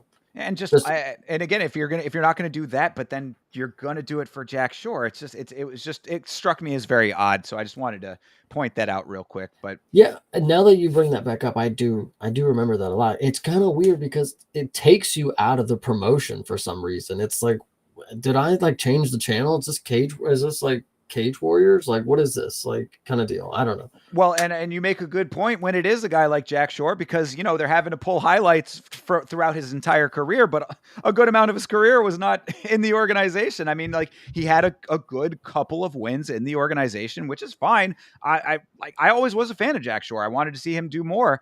But it just the warranting of that specifically. I guess, like Badger's saying in the chat, it probably was for the UK contingency. And I guess that's somewhat fair, but still, whether you're pandering or not, it just seemed like an odd one to be doing that for. Well, and to make another point is, if Stipe could have waited, if they were like, oh, I mean, he could, we could wait to put that out until after we know he's retired or whatever. Why not just wait till the London card to do Jack Shore? I know that it'll be way long ago, but wouldn't the home crowd like to see that? Like, oh, there's a thing for Jack Shore, like, randomly, and it just like throws it back in their mind, like, oh, Jack Shore. Yeah, no, I think you make a great point. So yeah, just something that we picked up on there. Anyway, moving on. This was Manel Kape versus Bruno Silva. I think actually turned out to be one of the more entertaining fights on this card, in the building for sure, just based on the way that the two of these guys were fighting. I mean, it was just an odd thing to witness. Like, just the movement and everything. Like, we talk about the fighters having unorthodox styles. This was like unorthodox versus damn dirty cheater. If you thought that fucking Marcos was a cheater, like, we were in the building thinking, God damn it was so nice to see that Silva got his just desserts for all of the bullshit he was pulling. But then, plot twist, come to find out that might have been a little bit of dirtiness on Manel's side in the finishing sequence. So this was a little bit all over the place. What do you think of this one? First, I want to note, Manel Kape in this picture has abs. Why does he show up to fights without abs? I don't want to make that. It's crazy to me. Brandon Moreno is kind of the same deal. Brandon Royval too, I think, is kind of in the same boat there. But I don't know. It's just something to note. Two, Manel Kape wearing size XXL cup, and that is the reason that he's getting kicked in the dick with these teep kicks, is because it's sticking 15 inches out. Like, it's crazy to me, because like those if you notice the teeps that Bruno they were in, I'm trying to think of the way that the stances were. They were opposite stances. So when Bruno was throwing the kick from his back leg teep up, he's kicking him right in the dick, but he's not trying. It's just in the way kind of deal. So that is to note. Second, or third, excuse me, Bruno Silva. He did not fight like he did against Cody Durden. Like, he was out there doing the bullshit, like doing bullshit. Like, I honestly, he looked nervous or worried. I don't know. It just didn't look like he was confident. And to note, he was I don't know if I want to say he was losing against Cody Durden up until he knocked him out in the third round, but on a nice finish streak, I wanted to see him look a little more confident in his striking. Manel Kape kind of, I don't know, he was the aggressor, and he got into, people call it the flow state these days, but I mean, he was just in a rhythm, like, and he was trying to show off a little bit. And to make an extra point, when he did the Izzy thing, is like, brother, you're his biggest fan, of course. And then to get on the mic, and then, oh my God, his post-fight speech, I know I'm going on a little rant, just running it down. His post-fight speech, hilarious, not gonna cuss, but fuck y'all, fuck you, like, fuck Izzy, like, whoa, what do you fuck me for? Like, just and really funny stuff. But Manel Cap clearly loves Israel Adesanya, and that's all there is to it, I guess. I guess, yeah, he was hilarious on the mic. I do have that in the notes. But to run this down a little bit myself here, I would say that if Silva was fighting a little bit cautiously, it probably was because he was a little bit thrown off by this vintage Manel performance in the sense that he came out overconfident, unorthodox, and awkward, but somehow made it work. That is, I think, to a T how I would describe Manel Cop in general. Like when he is in the zone, if he's in his version of the flow state, that's what it is. It's weird showboating at times. It's showboating that's almost like theatrical. Like, I mean, that one point where he was like kneeling down and like doing Yeah, that drag across the ground thing. It's like, bro, yeah, you're really, really like playing with fire, man. he's But just emoting. He's on the Fortnite generation. He brother, knows. he is, yeah, for real, emoting in a legitimate way. Yeah, he's a winner chicken dinner out there with that shit. But so when it came to the fouls, though, like we had both touched on that a little bit, that first foul from Silva to Cop seemed like it did look like a little bit of a glancing shot based on what you were talking about with the angles and all that. I don't know if it's necessarily because he's wearing a super huge cup. That's not something that I picked up on, but it very well could be the case. But the second one, good Lord, man, Manil looked stiff coming back into the fight. Don't know why he didn't take more time to let himself recover, but the commentary had said that he might have been playing possum a little bit with that, and I think that after the next one, the third of this fucking cavalcade of fouls that he took, that might have been the case there because he really reacted to that one, but and also looked pretty stiff coming back into it, but he snapped right back into it thereafter. So it could have been a little bit of gamesmanship, which Manel Cop, I think that's just something that fighters need to watch out from with him, is that he is going to be the showboaty guy and he is going to game the system as well. Like he's just, he's a character, man. I mean, there's really no other way to describe this guy. But that's all aside. Let me at least talk a little bit about his actual fighting, because I thought that he did show some really good awareness when it came to the way that he was reacting to what Silva was putting out there. There was one sequence in particular where he catches Silva. I think he caught a kick, or he might have just got him with the hands. I don't remember how it all started, but it was he caught him, showboats, and then Silva goes for a spinning attack. Cop locks in on that, sees everything from a mile away, and then lays on an extremely nice combination thereafter. That was right before he ended up getting kicked in the nuts for the third time where the point deduction happened. Yeah, I remember that from Bruno Silva. I don't know if there was that one specifically, but I do remember him doing a double spin. Like he spun, missed the attack, did a 360 for no reason. Just fuck it, why not? Well, that's why I think that I think he was probably trying to mirror a little bit of the craziness that Cop was putting out there, which probably was not the greatest game plan. Obviously, it did not win him the fight and ended up getting him with a point deduction. But yeah, I mean, that second shot was the third rather was the one where the deduction did end up happening. As I had said, he looked pretty bad coming off of that, came back into it pretty well. Silva still heavy in the third round. Cops still locked in the third round. So I thought that at least the cardio, obviously these guys fighting at flyweight, you want to see that. I thought it was still there for both of them. And that weird intensity that both of them were putting out with this unorthodox stuff they were doing was certainly entertaining to watch. Definitely in real time. It was quite a spectacle, but I guess we do have to touch on that low blow from Cop in the finishing sequence. I mean, what are your thoughts on that? I mean, you said, he got what he got, after throwing the illegal strikes himself, getting the point deducted. That did happen, right? I went to the bathroom at one point of this. There was a Oh yeah, point. yeah, yes, yeah. Okay. There was a point deduction. So you got what you got, and that's just how the cookie crumbles sometimes. I know that may not be what you wanted, and he can contest all he wants, but that's just the fight game sometimes. And Manel Cap, I want to make a point that I think part of his game, and we see this sometimes, but he's got to get in your head type of deal to get over. I think everybody around him in the division, at least looking up, I just don't see them getting very distracted by him. Like I think they're just going to look at him and just continue on. Like if the KKF rematch, not rematch, but if they ever fight, um, I think KKF should be able to just stick to the game plan. Same thing with like Pantoja. Like he caught out Pantoja, but dude, Pantoja's not going to worry about you doing emotes. Like he's just going to fuck you over. Yeah, So I do agree with that. The showboating and the gamesmanship, it's only going to get you so far.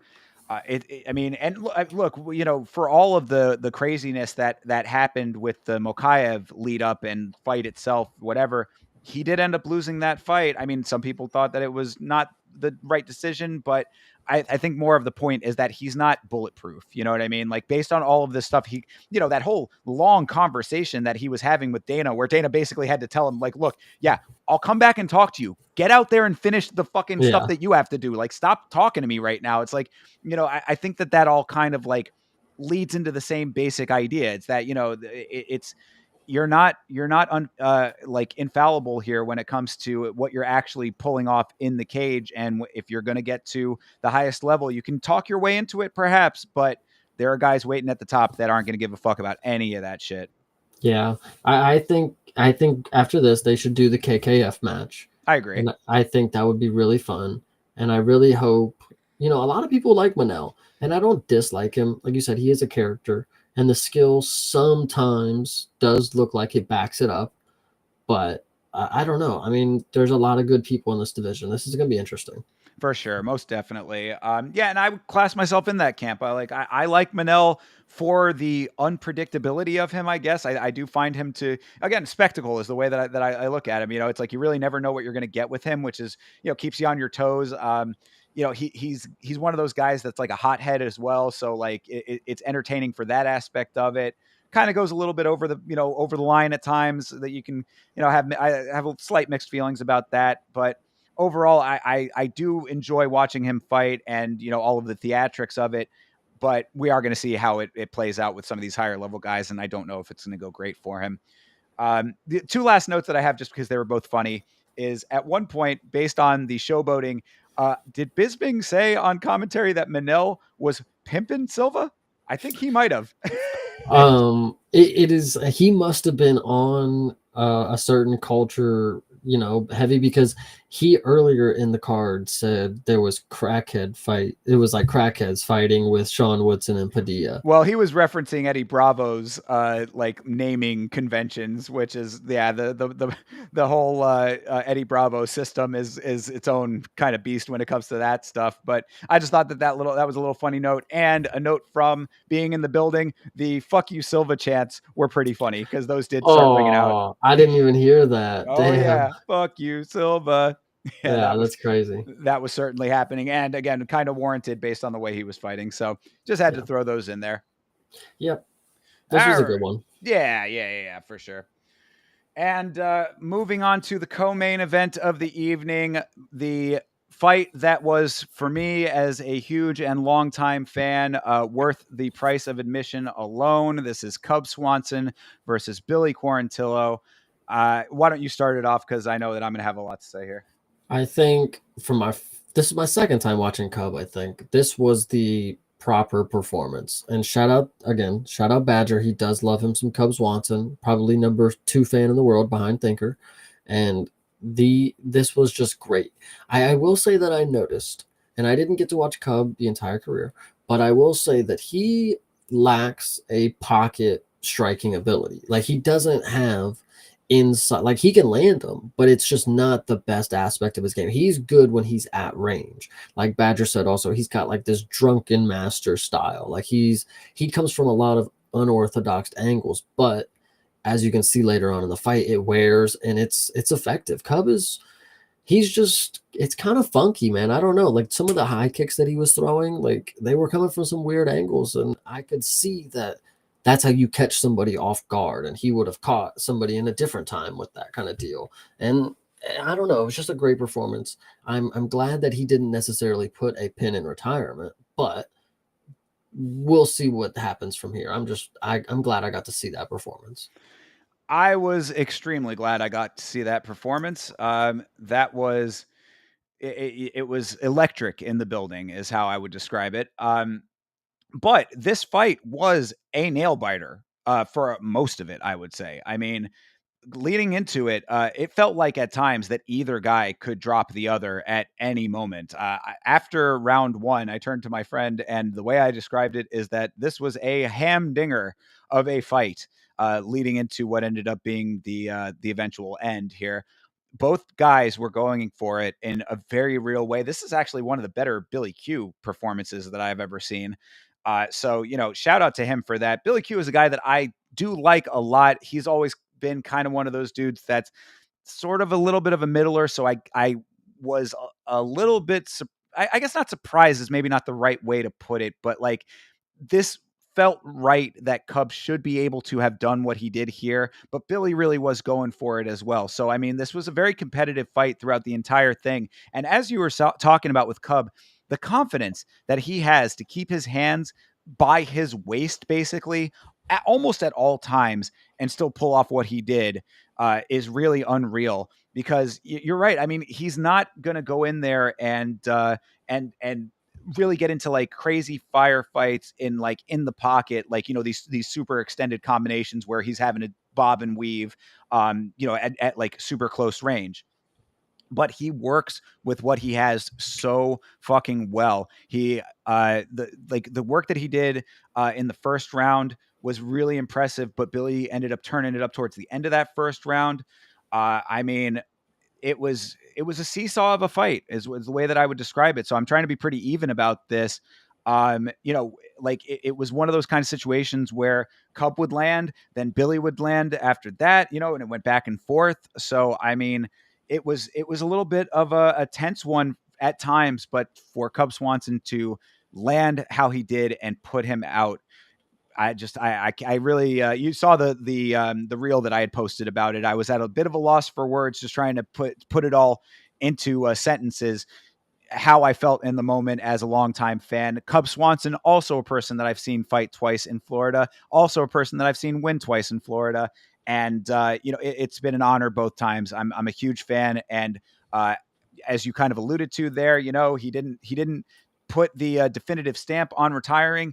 Cub, this was a great performance. Please retire. This is go out on a big, nice, win. Not a lot of guys get this type of a retirement fight where they go out with a big win like this. In fact, had he done what Robbie Lawler did, he might have gotten the exact type of retirement Robbie Lawler had. And I was a little bit sad that he didn't do that, because that would have been very special to have witnessed in the moment, So the time is right, is what I'm trying to say. Badger said the same thing. Honestly, I disagreed in the moment. I still kind of do. I'm like, yo, why not one more? I mean, come on now. That was all right. That was good enough. I mean, shit, you can give another can to him. He's not going to be fighting no ranked opponents. Like, you can find somebody. I mean, I'm not going to be mad at it if he wants to. I'm just saying that if there's any potential for him to lose a fight, if it, if it's a complete can crusher situation, then fair, whatever. He wants to rack up one more win. He wants to get a Tony little bit. Ferguson. Oh, Jesus Christ. Oh, sorry. No, this is featherweight. My bad. I mean, either way, I don't care what weight it is. That name should never be should never be entered into the conversation at this point.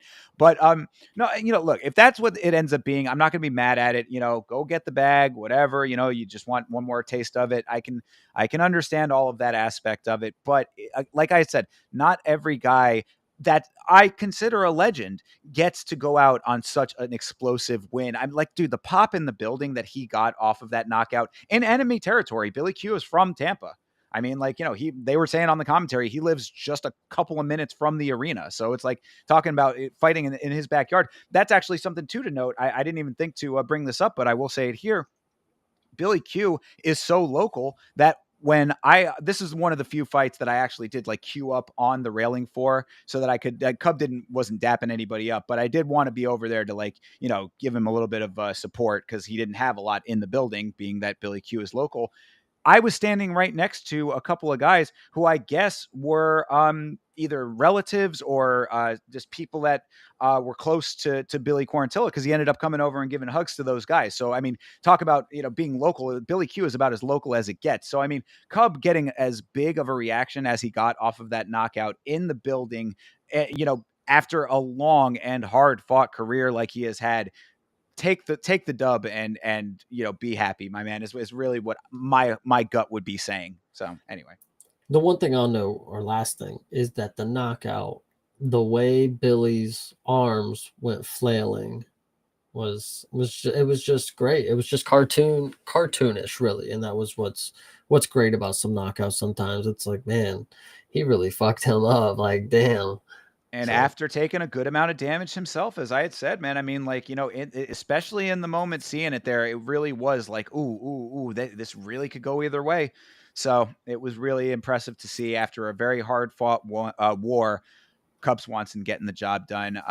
Like it did my heart good. I was very, very happy with this. yeah, 100%. And of course, very happy with this, while a lot of people were not very happy with how the main event concluded. So I guess we should get into that. It is Colby Covington versus Joaquin Buckley. I guess before we get into the fight itself, we probably should at least touch on the absolute fucking crickets that were walked out to when Colby had his big surprise unveiled to the world, walking out with Hulk Hogan. I don't think anybody could have given less of a fuck about this. Did anybody care? No, honestly, people might have even asked, who's that guy? Like that, we're at that point in the, in the time that like Hulk Hogan, like we all know he's racist. Like who really cares anymore? But so the thing that I will note about it is that Dana White did not like he had like Medusa, if you make eye contact, you turn to stone. Like Dana White, when the camera was panning by him when Kobe was walking out, like he's just dead, like looking at the wall. Like he did not want to give him the time of day, because it was and exactly why is like Kobe. If we're gonna get into it already, I think one, after we saw the cut, I knew, here we go, doctor stoppage coming soon. And two, yeah, unfortunately, it was a quick fight in my opinion, because after the cut, like I just stopped caring all of a sudden. Like I knew Buckley was going to walk away with a W. Well, all right. If we're gonna go, jump to that portion of it, I did want to address this because Toby was asking, watching it live, did I think it was an early stoppage? Actually, no, I did not in the moment, and I'll tell you why. Because especially from the angle that I was watching from, the amount of blood that was, I mean, you could see it. Like what I would There was describe a as pool of it that a had like pile. it was like the glint that you could tell, like it wasn't blood drying into the mat, like it was like puddles, like Yeah, it was the way I thought of it was like a pile of blood, which is an odd thing to have to say. You know what I mean? exactly But so yeah, so the thing fleshy was, blood, right? Yeah, pulpy. Yeah, it was something for bubbles sure. and shit in it. Like, come Yeah, on now, yeah. like We're talking definitely gruesome. So that being said, where the angle that I was watching from, you could tell that you could tell that he was wearing the blood, and it was like very much at the distance, it really looked like it was covering the majority of his face. So what I thought in the moment was that it might have been more so because it was dripping down into his eye to the point that it was going to be not allowing him to see anymore. So from what we got based on the doctor when she had said, oh, he's going to lose his eyelid, that after the fact is, yeah, definitely not the case. But in the moment, I thought that it might have been bad enough that it was drooping down to the point that it was obstructing his vision. So to answer the question, in the moment, it didn't feel like an early stop, but after rewatching it on the replay, it was a little bit of an early stop, I would say. yeah, so to be that guy, because nobody else will be, I think this is why we need to limit the women doctors coming in here. Is like she's freaking out, like, oh my god, he's gonna lose his eye. Like you and the guru. Listen, I do would have walked in there and have been like, are you good? Like you can see he's good. Send him on out there. But no, it was definitely a bad cut. Colby was making it worse because he kept fucking with it. Like Chase Hooper pointed out on Twitter, you're ruining everything the cut man just did in the corner, like by messing with it, pulling it. You're literally making the cut bigger. Like that is true. making it a more gruesome scene than it maybe needed to be. But there's also I don't know if we talked about it before. It's kind of hard to explain. Certain cuts you can see there's like a certain glint to them that you can tell like, oh, it's deep, like it's where a bad spot to be. I don't know. So like at the beginning of the fight when that cut happened, you could just see like there's a little twinkle and it's like there it is. Like I don't know. It felt like a game quick time event. It's like, well, hit him right there. Like there you go. Yeah, for sure. Well, I would not say that it has necessarily to do with the sex or gender of the person, but what I will say is that you do need doctors who are aware of what they're looking at when it comes to the sport of MMA. Like there have to be doctors that are well versed in what this sport is and how it operates and what the reality of the injury is as opposed to the perception of the injury. That's how I would describe it. Because when she's saying that, yeah, he might lose the eyelid, there really was no jeopardy of that in my estimation. And I did think that it was kind of funny. People were saying that, meanwhile at Noche, they're allowing Irene Aldana to fight with, a river going down her forehead, which was absolutely, that one should have been stopped in Yeah. my opinion. Well, in my opinion, I think she made the right call. Whether she said eyelid, she probably meant eye. And like, I do think that's a little dangerous. That is a big cut on the actual eyelid. His eye could be in jeopardy. So I think like I felt the doctor would stop it. I don't know if I look at him like, cause Colby was fighting, like, he was wiping it and it was bothering him, but like, what doesn't kind of deal. So Yeah, I I mean, don't know. I think what would have been more appropriate, and I do think that this also goes to my point about the doctor having to be experienced with this sport, is that if Mergliata was going to call the doctor in, then obviously he thought that there was something there to be examined. What I would have liked to have seen was the doctor wipe it off, which was, I think, that was a big tell to me. Mergliata had to say, like, are you want to wipe it off and then look at it? You know what I mean? Like, so it was like, obviously this doctor was a little bit inexperienced. What I would have liked to have seen was the doctor wipe it off, say, look, I'll let this go on for a little bit more, but if you take any more damage to that eye, then I'm going to stop Well, it. And then they it would did have say been, that. no, no. Yeah, Dan said that. No, he Well, he definitely no, said no, no. Dan said it himself, but that was before he brought the doctor in. true, but he told Colby like, listen, the doctor already like because it was before that the You're doctor talking like about looked between at it. rounds. Yes, but between rounds, I'm pretty sure the doctor looked at it in the second round, and then they let it go. And then Dan at the beginning, he said, "Look, you have to protect that eye. If you don't, like it's gonna get like I'm gonna bring the doctor in again." And went the whole round, and at the end of it, he decided to let the doctor step in.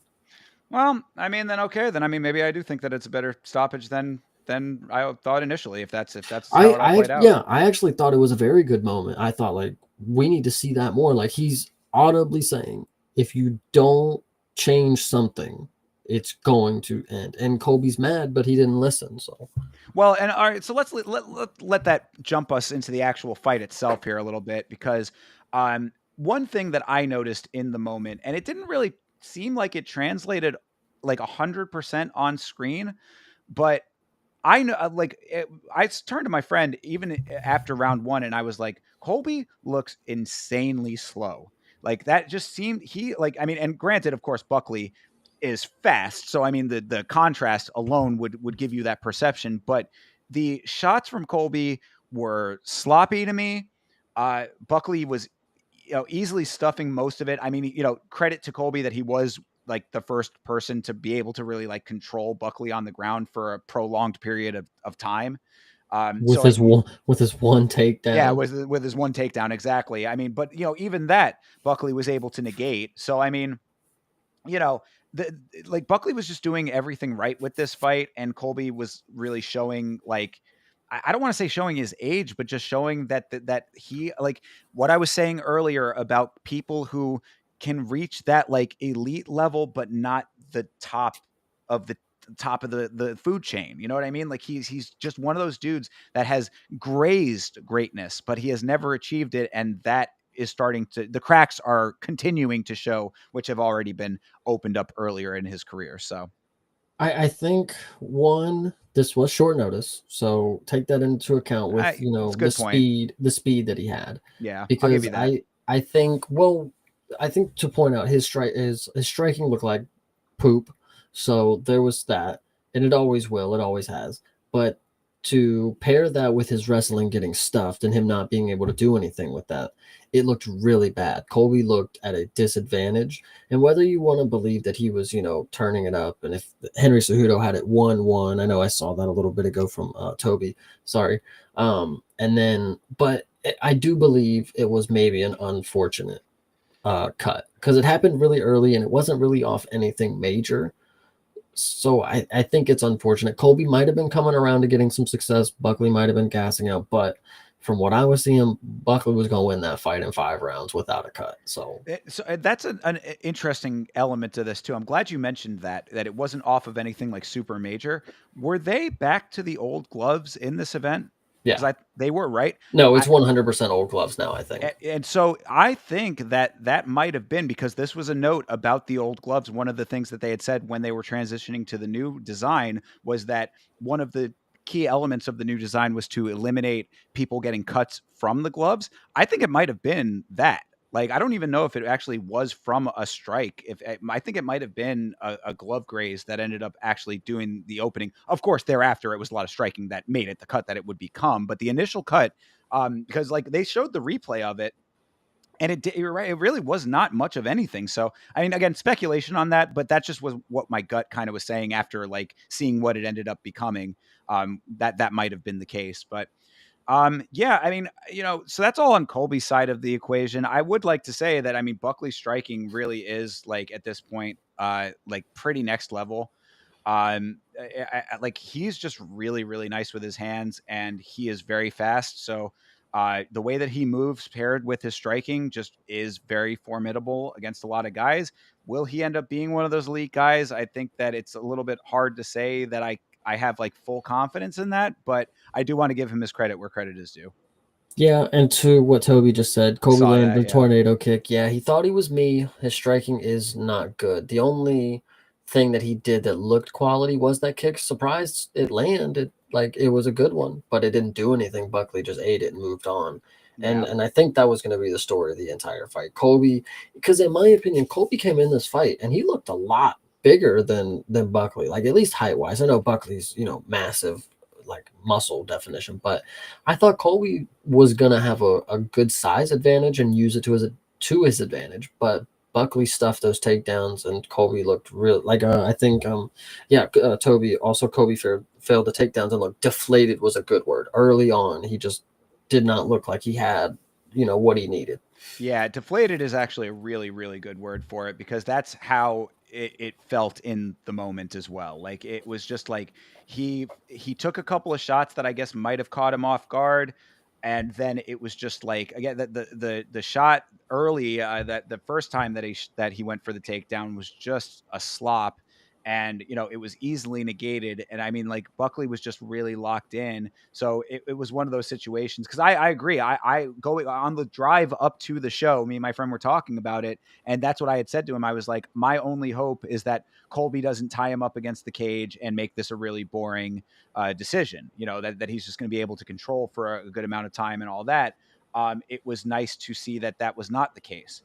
Uh, and it really comes off of Buckley. So, I mean, I like we're talking a whole lot about Colby's side of the equation. I think that Buckley deserves a lot of credit for how he fought in this. And of course, the big note as well that has not been said is that for all of the talk of whether or not it was a good stoppage, all of it came from the work of Joaquin Buckley. So whether it, was the ending that you wanted or not, it was still based on his work. So, fine to me.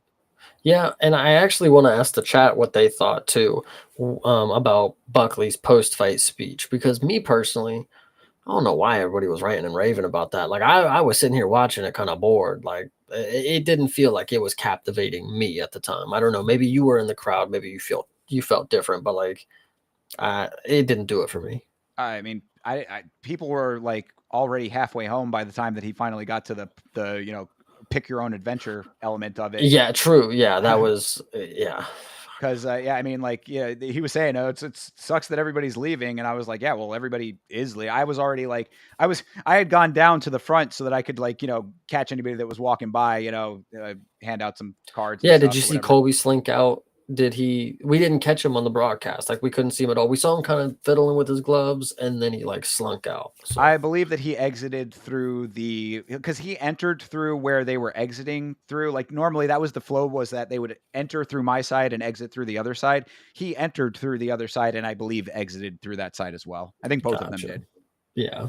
But I didn't see him dip. But I did see Kamaru Usman get the motherfuck out of there because he didn't stay around for any of that. He was gone like halfway through the speech as well. So when he's asking who did the crowd think that he should fight, Buckley, that is, and everybody was kind of cheering for Kamaru Usman, he was nowhere to be found in that equation. So Yeah, like Badger just said, he called out people that have already been confirmed, so it's whatever.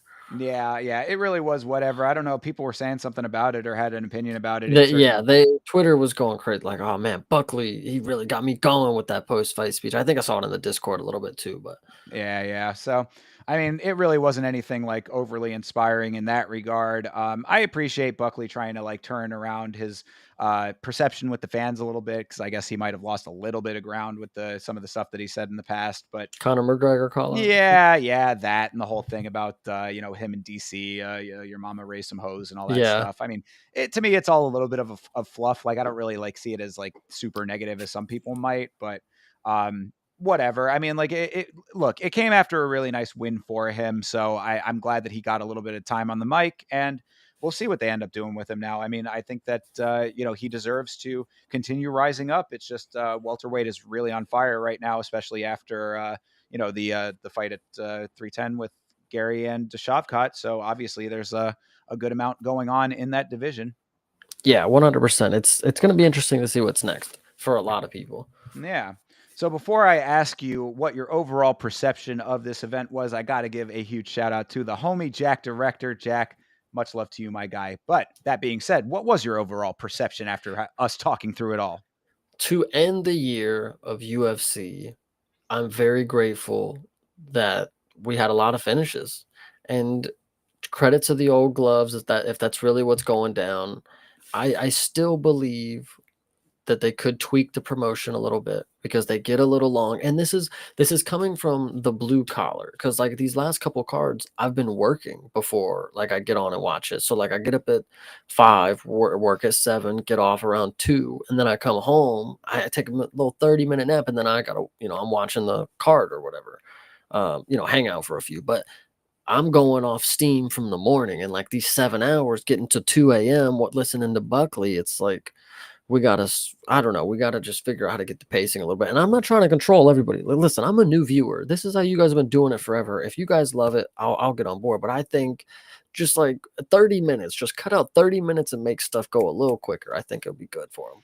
Fair enough. I mean, yeah, the drive back was quite the expedition. Like you were saying, we got out of the venue, I think, probably around 1:30 ish, something like that. And yeah, I mean, getting home, I think I finally hit the pillow to end the evening around 5 in the morning. So it was a long night. It was a very a long journey for this one, but yeah, no, overall perception was pretty good. I mean, there was some stuff I had mentioned with being in the spot that we chose to sit.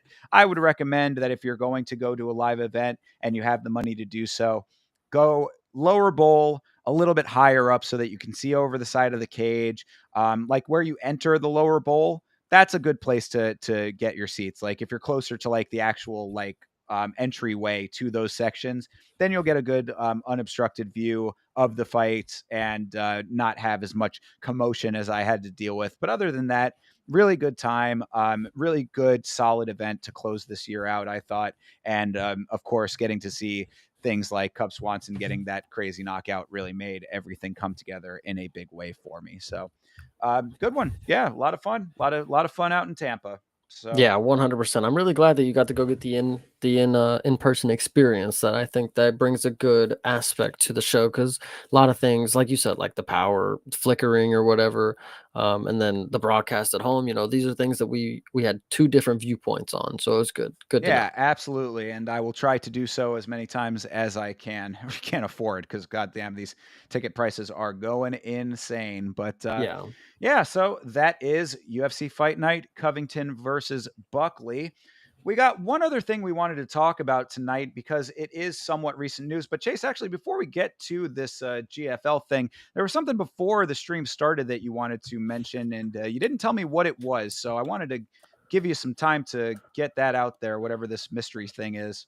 So if you go to ESPN and you go to 2025, right there. No, yep, Oh, just down a little bit over, oh yes, to 2025. and then go to the event and then go to the first one. Okay. You got a headline of Mackenzie Dern and Amanda Rebus. That the fight that got taken off of the Tampa card. And then under that, you have Roman Kopylov versus Chris Curtis. Ah, well then, that's interesting. I mean, are you super mad about that? What's the big I deal? know. I just think that is interesting to note that I don't believe that they told us Mackenzie Dern and Rebus was going to be the headline of the first card of the year. I thought there was a different fight that this was going to be for some reason. And two, I don't think we ever knew Chris Curtis and Roman Kopylov were going to fight, but I do really like both of them. So it sucks that, there has to be a loser. And I don't know. I think that just caught me off guard seeing that as the co-main and the main event.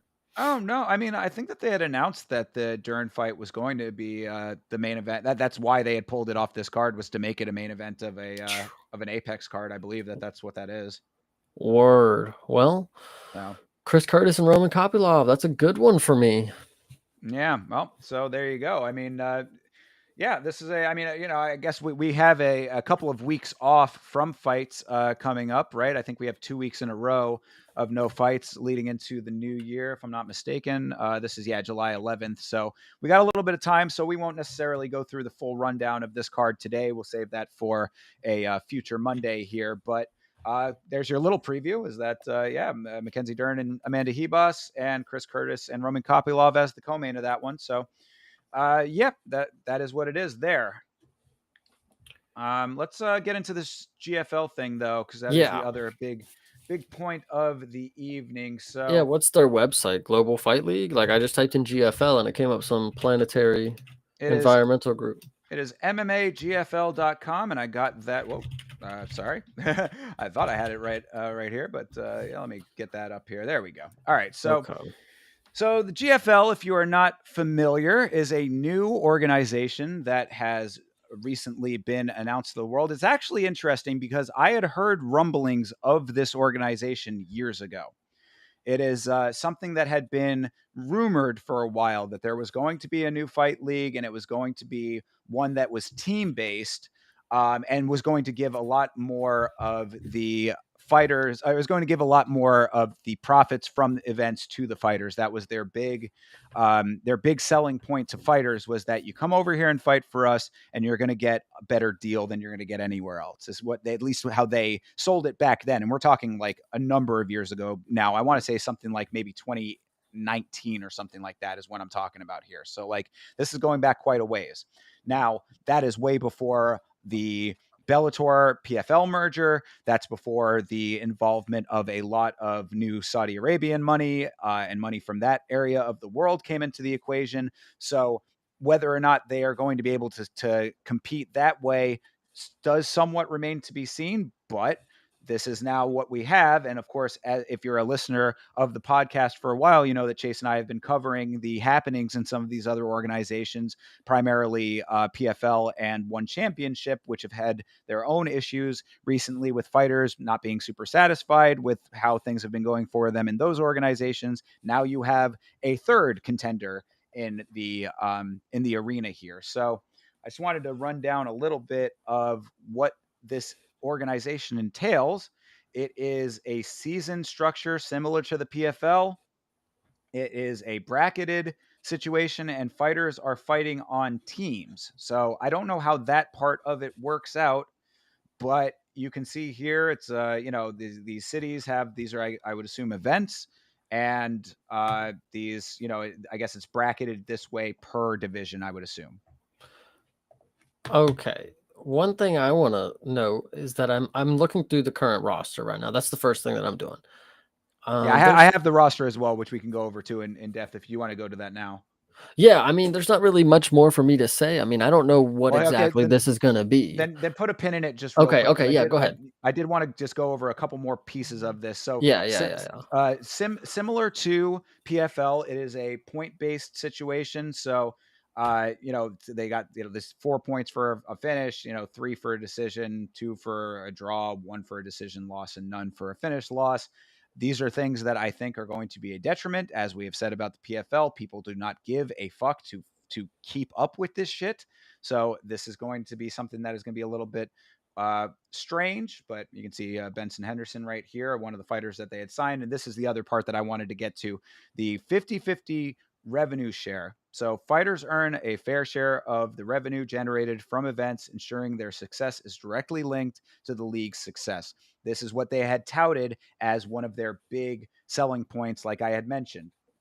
They're also talking about comprehensive support as far as training resources, medical assistance, promotional support, and enhancing their careers. They're talking about retirement benefits. This is a huge thing that is a difference from the UFC. That's one of the major criticisms that have been levied against the UFC in the past. That was a big part of the class action lawsuit that is still apparently in some way, shape, or form still going on. So, don't think that I've forgotten about that at all. But so retirement benefits, insurance coverage, another massive thing that is a criticism of the UFC. They're not being insurance for these guys. Global exposure and a fight-centric model. I don't really, that remains to be seen. But those are the real core tenets that they're trying to set this thing apart.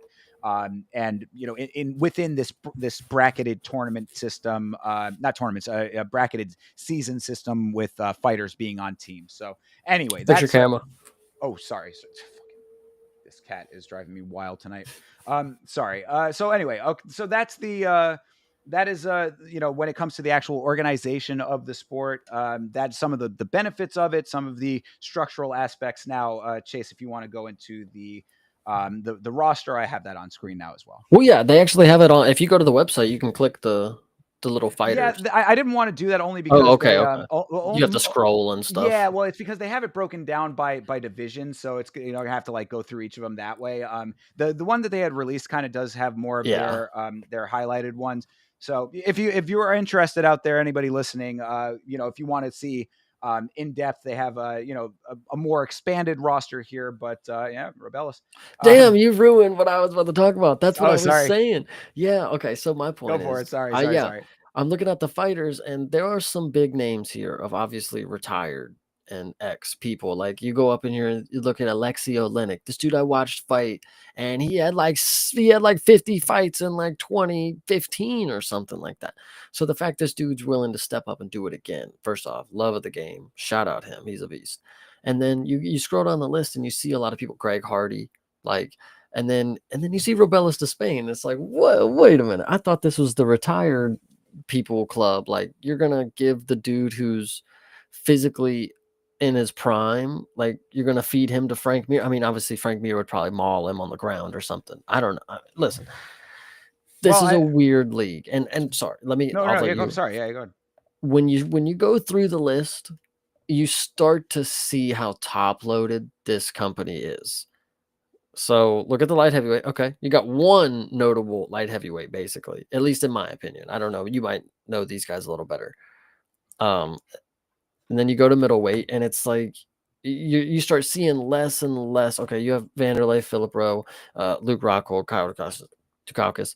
Then you keep going, and it's like you start seeing less and less of people that you know when you start really breaking it down. So I think that's going to be, the GFL. When you look at who's going to watch this, it's going to be like, oh my God, the people who want to see these guys give it one last go. Nobody's going to come here to see Charles Rosa give it one last go. Like, I don't know. That's just my opinion. So yeah, I mean, there are a good amount of guys from the past. There's a couple that are interesting here. So I mean, if we go back to middleweight, you see that Gegard Mousasi is a dude who's over here. He is a person who's been very vocal about PFL not giving him fights.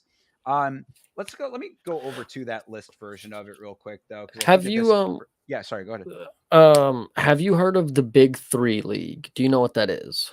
In basketball. In basketball, what Ice Cube owns. It is Uh, yeah. So go ahead. it's basically like a retired players league. They play in half court and it's 3-on-3 up until like a certain score limit. That's what this is giving me like vibes of. It's like, okay, give the retirement player, give them something to do in their free time, like kind of deal. Well, yeah, I mean, so I think that that's kind of one of the takeaways in the general with this is that this does kind of smack of being just PFL 2.0. That's basically what I had put on Twitter. I mean, No, you're I feel like this is more celebrity MMA. well, yeah, I mean, they did Yeah. bring back a lot of guys, so I guess you can say that's an aspect of it. But PFL does have a little bit of that. Bellator has had a little bit of that as well. So I mean, if you count Bellator slash PFL as one entity, I think that that kind of makes it a little bit more of a 1-to-1. But um, yeah, I mean, I think that with this, an opportunity for a lot of these guys who were dissatisfied elsewhere, or people who uh, have not fought for a while and maybe still want to be able to still go out there and fight the way that they would like to. There are a couple of names that are interesting to see in here. There are a couple of names that are very surprising to see in here. The name that surprised me the most is that Husamar Palhares is in this league. That is insane to me that anyone is allowing him to fight anywhere, because that is one of the most dangerous people on the planet, as far as like legitimate, like this dude. You talk about a person who does has like no uh, uh, consideration for the rules of this sport. I mean, he's legitimately injured people in significant ways, not letting go of submissions that he's had in the past. Like, this guy is notorious for that. So kind of crazy to see a name like that on here, but it is just such a mixed bag. And I see the chat, going with some of these names. I mean, we're talking fucking Andrei Arlovsky, who we were just talking about on there, Frank Mir, who came up.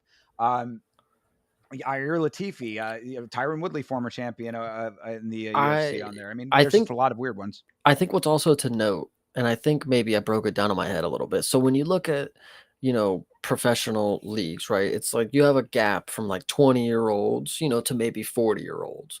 Well, with the GFL, it's like, okay, you maybe have the gap from like late 30-year-olds to maybe 50, 60-year-olds. How old is Frank Mir? Like, Oh yeah, uh, I mean, Mir's got to be in his mid 40s by now, right? Like, yeah, like I mean, and Andrei Arlovsky, like he's not old as can be, but it's like Alexei Olenek is probably 50. Like, let me look. Hold on, I gotta look that up.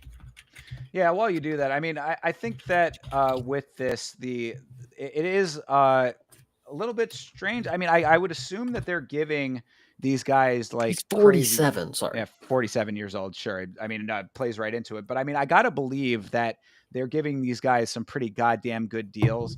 And maybe that is part of the appeal of it, is that it's like, well, if you're going over here getting an amazing deal and your level of competition is going to be somewhat in the same range that you're at, then, it is another option for these guys, perhaps.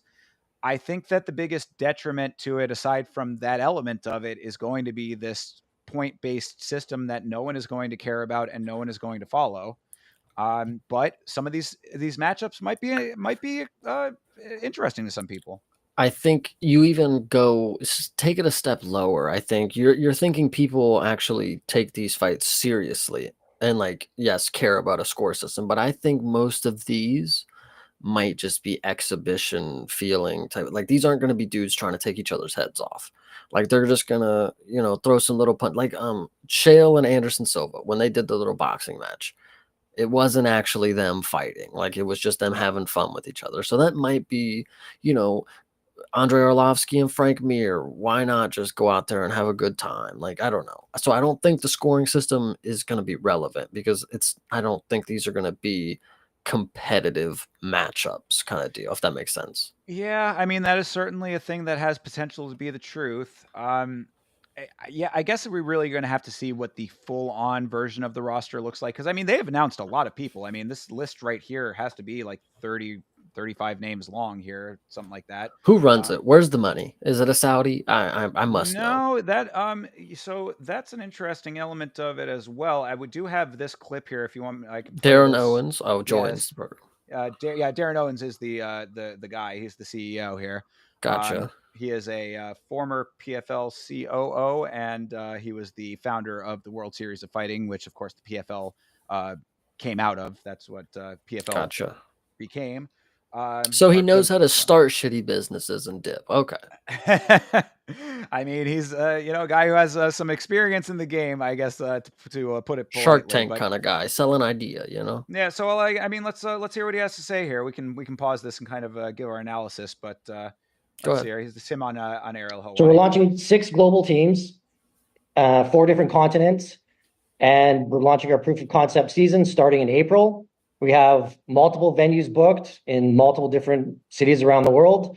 We're embracing our flexibility to begin with and doing that 50-50 revenue share, the team versus team, proof of concept season, and it's finally lined up. We have 300 fighters signed as of right now. Our draft is January 24th. Yeah, I was going to say that's 300 fighters is a decent sized roster. So I want to make a point that he's talking about that this is going to be teams, like Right. and now I'm thinking like this. Okay, this seems like it sounds like NASCAR. How that NASCAR have teams? I know that's a different realm, but what I'm thinking their loophole is going to be, because like 50-50 fighter revenue kind of sounds. Why haven't you done it before if it's just that easy? I feel like they're going to pay the team 50% of the revenue on the event or whatever, not per fighter, if that makes sense.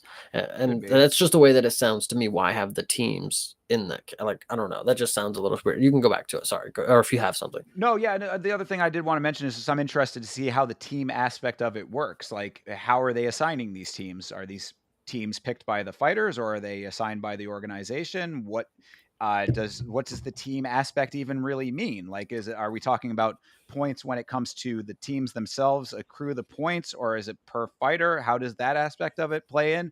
I think that he's saying that this is a proof of concept season. I'm interested to see how the actual concept plays out in real time, because there are just some questions that I think are still open. Maybe they'll get addressed here. So we actually talked about how are the teams going to be picked. So January 24th. There's a draft, however that works. Right, even with that. So, okay, with the draft. So, I mean, like, who's doing the drafting? I mean, like, are there team captains? Maybe that's what it is, you know? I'm trying to think. I know, so look at it says City 1 to 6. I know, again, branching to another sport, the NBA draft. They just have, like, random people go, like, it could be, like, the owner, or it could be, like, you know, the next star up. Like, he'll just go to the draft, and they'll just pick a guard for him. But where is but like in that case, those are established teams. These are like new, like there's no entity. So how is the team even defined? You know what I'm saying? For the first one, they might just do team captains. You know, yeah, it could be. Well, let's keep on going. Yeah, go ahead. Sorry, he'll say some more here. Fourth, on those 6 teams, there's 20 athletes per each roster, so we'll sign 120 of the actual fighters that have signed, and then we'll get underway with events in April. Okay, so there's a lot there. Can I ask, where are the 6, when you say teams, if you can specify what that is and where are they located? So we're not announcing the teams yet. We're going to announce the teams, the names, and the logos early in the new year. Okay. We have like 10 different cities booked. So what's kind of been happening is we announced some of the fighters and managers, some of the locations. We are kind of being counter-programmed venue-wise. So we're kind of just keeping everything quiet until our whole season is locked in and ready to be announced. All right, so keeping it kind of close to the chest doesn't really get into too much of what we were just talking about, but I guess they have some plan. I mean, listen, everything sounds good up until you get the actual product. He's talking about proof of concept. I've seen a lot of rough drafts. If this is going to be the rough draft season, like, you're not going to get what you're expecting out of it. Like, you're going to get the people who just kind of peruse the the promotion. And now if you came out and said like, oh yeah, we're ready to go day one, we're ready to, like, I wouldn't believe you necessarily, but at least you have some confidence. Like you can at least lie to me that there's going to be a great product coming, not just proof of concept kind of deal. Yeah, Because we could see it and be like, yeah, it's got to go back to the drawing board, like kind of deal. It may not work, that kind of deal. Yeah, no, you're definitely right. I'm also interested to see what these logos look like. Of course, we've been and I think stuff that's that way. another thing that I wanted to touch on is like back to the NBA thing. It's like you can represent an NBA team longer than you can represent a fighter, and than a player, excuse me, in that sense. So I think it's a cool concept. It's like instead of representing that particular fighter, you're representing a club, but they already have MMA clubs, kind of deal. So like you could represent them. You just got to know which ones they are. And So I don't know. to that point, also this does kind of add an element that's somewhat interesting in the sense that MMA being such a singular sport, as far as you versus one other person, it's a solo sport. I wonder how all of these fighters are going to conduct themselves being on a team in general. How are they even going to feel about that? Because for the longest time, now granted, a lot of these guys of course are later on in their careers, so it might just be a new thing that they'll be okay with and get on board with, just be happy to be getting a bag at all, maybe. But I know that is a lot of ego in this sport, so having to share any of the shine whatsoever might play somewhat of a factor. So just something to keep in mind, I guess. Well, and to the team aspect, it's like, are there going to be singular rankings as well, or is one fighter going to go 3-0, and then his team's just going to be fucking at the bottom of the rankings because all of his teammates have lost their fucking fights? Like, Yeah, so exactly. This is more questions than answers, and I I guess mean, we're not getting as too it would many. even matter if a dude went 4-0, he's beat everybody in the fucking division, whatever. Yeah, maybe his points will just equal out to him carrying the team. I guess I don't know. He'll be the LeBron of the whole thing. But all right, well let's finish out this clip and see Yeah, if go there's ahead. any other information. Countered by who? Just some of the venues that we had talked to or booked by other big promotions. Okay. So almost theoretically, we're kind of blocked out of some locations, so we didn't want to go out and announce where we're going. Understood. How many fighters are on each team? 20. 20 fighters. 10 weight categories, 2 fighters per each weight category. So each team will have a set of teammates in each of the 10 weight categories. So 7 men's weight divisions, 3 women's weight divisions. And so I'm assuming heavyweight, light heavyweight, middleweight, welterweight, lightweight, featherweight, bantamweight. So are we just staying at bantamweight? Okay. Correct. And then is it 115, 125, 135 for women? No. So what we're doing, we really want to eliminate extreme weight cutting and obviously, tackle as many of the issues as we realistically can. So our weight divisions are not historically how they are. So like our bantamweight is 145, featherweight's 155. So everything kind of goes up by 10 pounds. Middleweight's 200, light heavyweight's 225. Oh, And then our 3 women's divisions, it's 120, 130, 140. wow. And is that okay with the commissions? Like, because the unified rules of MMA kind of state that those should be the numbers, like 115, 125, 135. Yeah, either we'll just do everything as a catch weight and we're just calling it the GFL weight categories are going to remain the historical weight categories. So if a fighter's been a welterweight their entire career, they'll be a GFL welterweight. However, they'll weigh in at 180 instead of 170. A lot to take in there.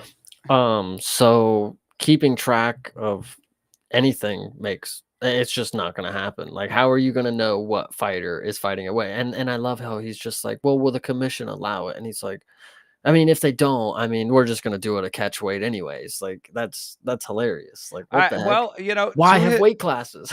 Well, to his credit, though, I mean, he's bucking the system. I mean, he apparently just comfortable saying, throwing the book out the window and doing it his own way. So I guess there's something to be said about that cavalier attitude, because that's a lot of what the sport was created on in the first place. A whole lot of opposition and a whole lot of people saying you can't do something, and a lot of people saying "fuck you, I'm doing it anyway." So, but yeah, that is very interesting that is the structure of everything. And I mean, look, he's saying a lot of things that I do kind of kind of like get behind in some ways. I mean, he's saying he wants to eliminate extreme weight cutting.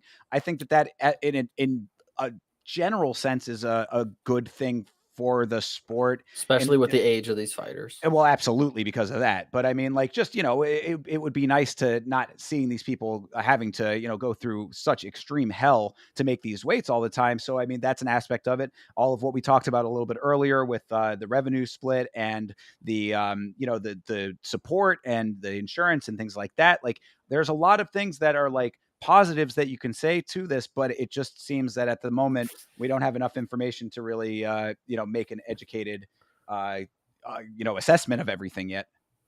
Let me hold on. One thing I do want to question about this sport as well. I mean, to what he was saying, I guess I'll continue with him. It's like, I don't know. This is very interesting. Like I asked, like, why even have weight classes? Like, why on your website are you showing all this stuff? I mean, now I understand why you're not showing weights, like specifically in ages and stuff, is because they don't fucking know. They can just be whatever. Like, they're just gonna match. If they're heavyweight, one can be 213 and the other can be 300 pounds. I mean, we're not gonna hold them to any accountability. I mean, come on now, like, But Well, I get it. They're old, so.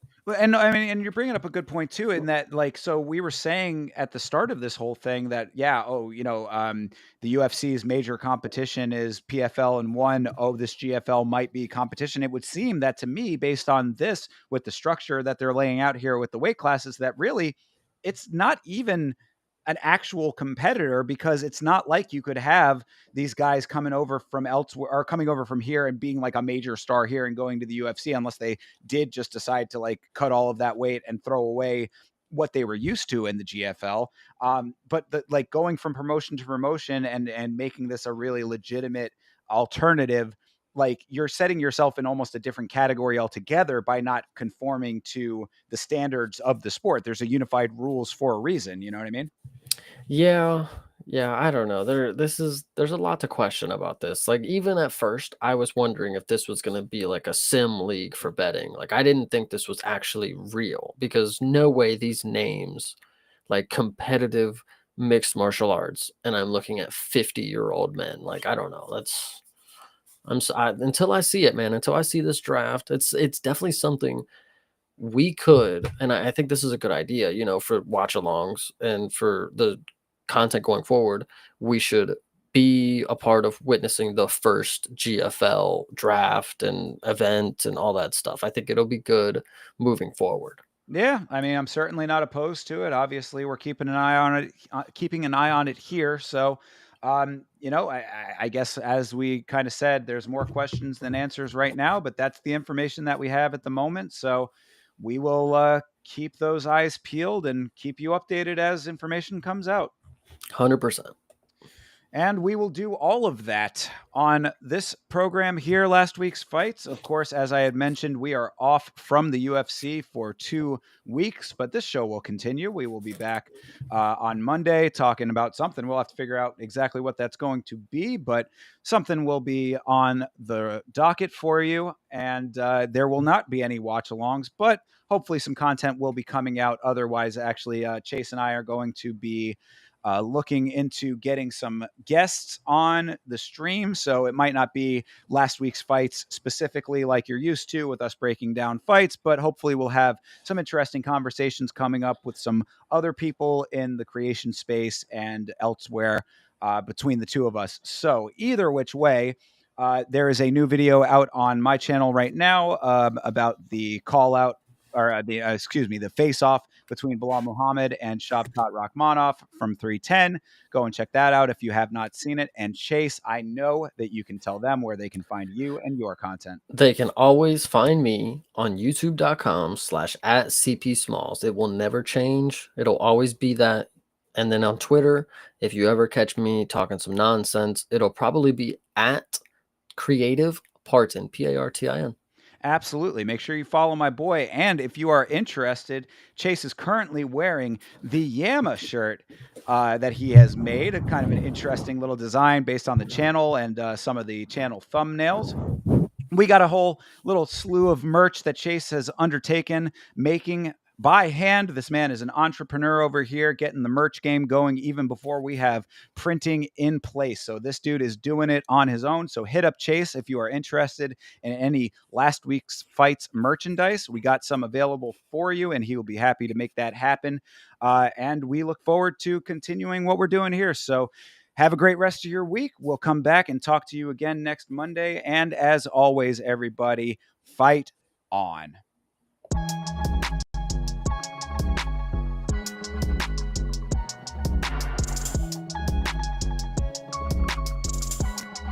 Game.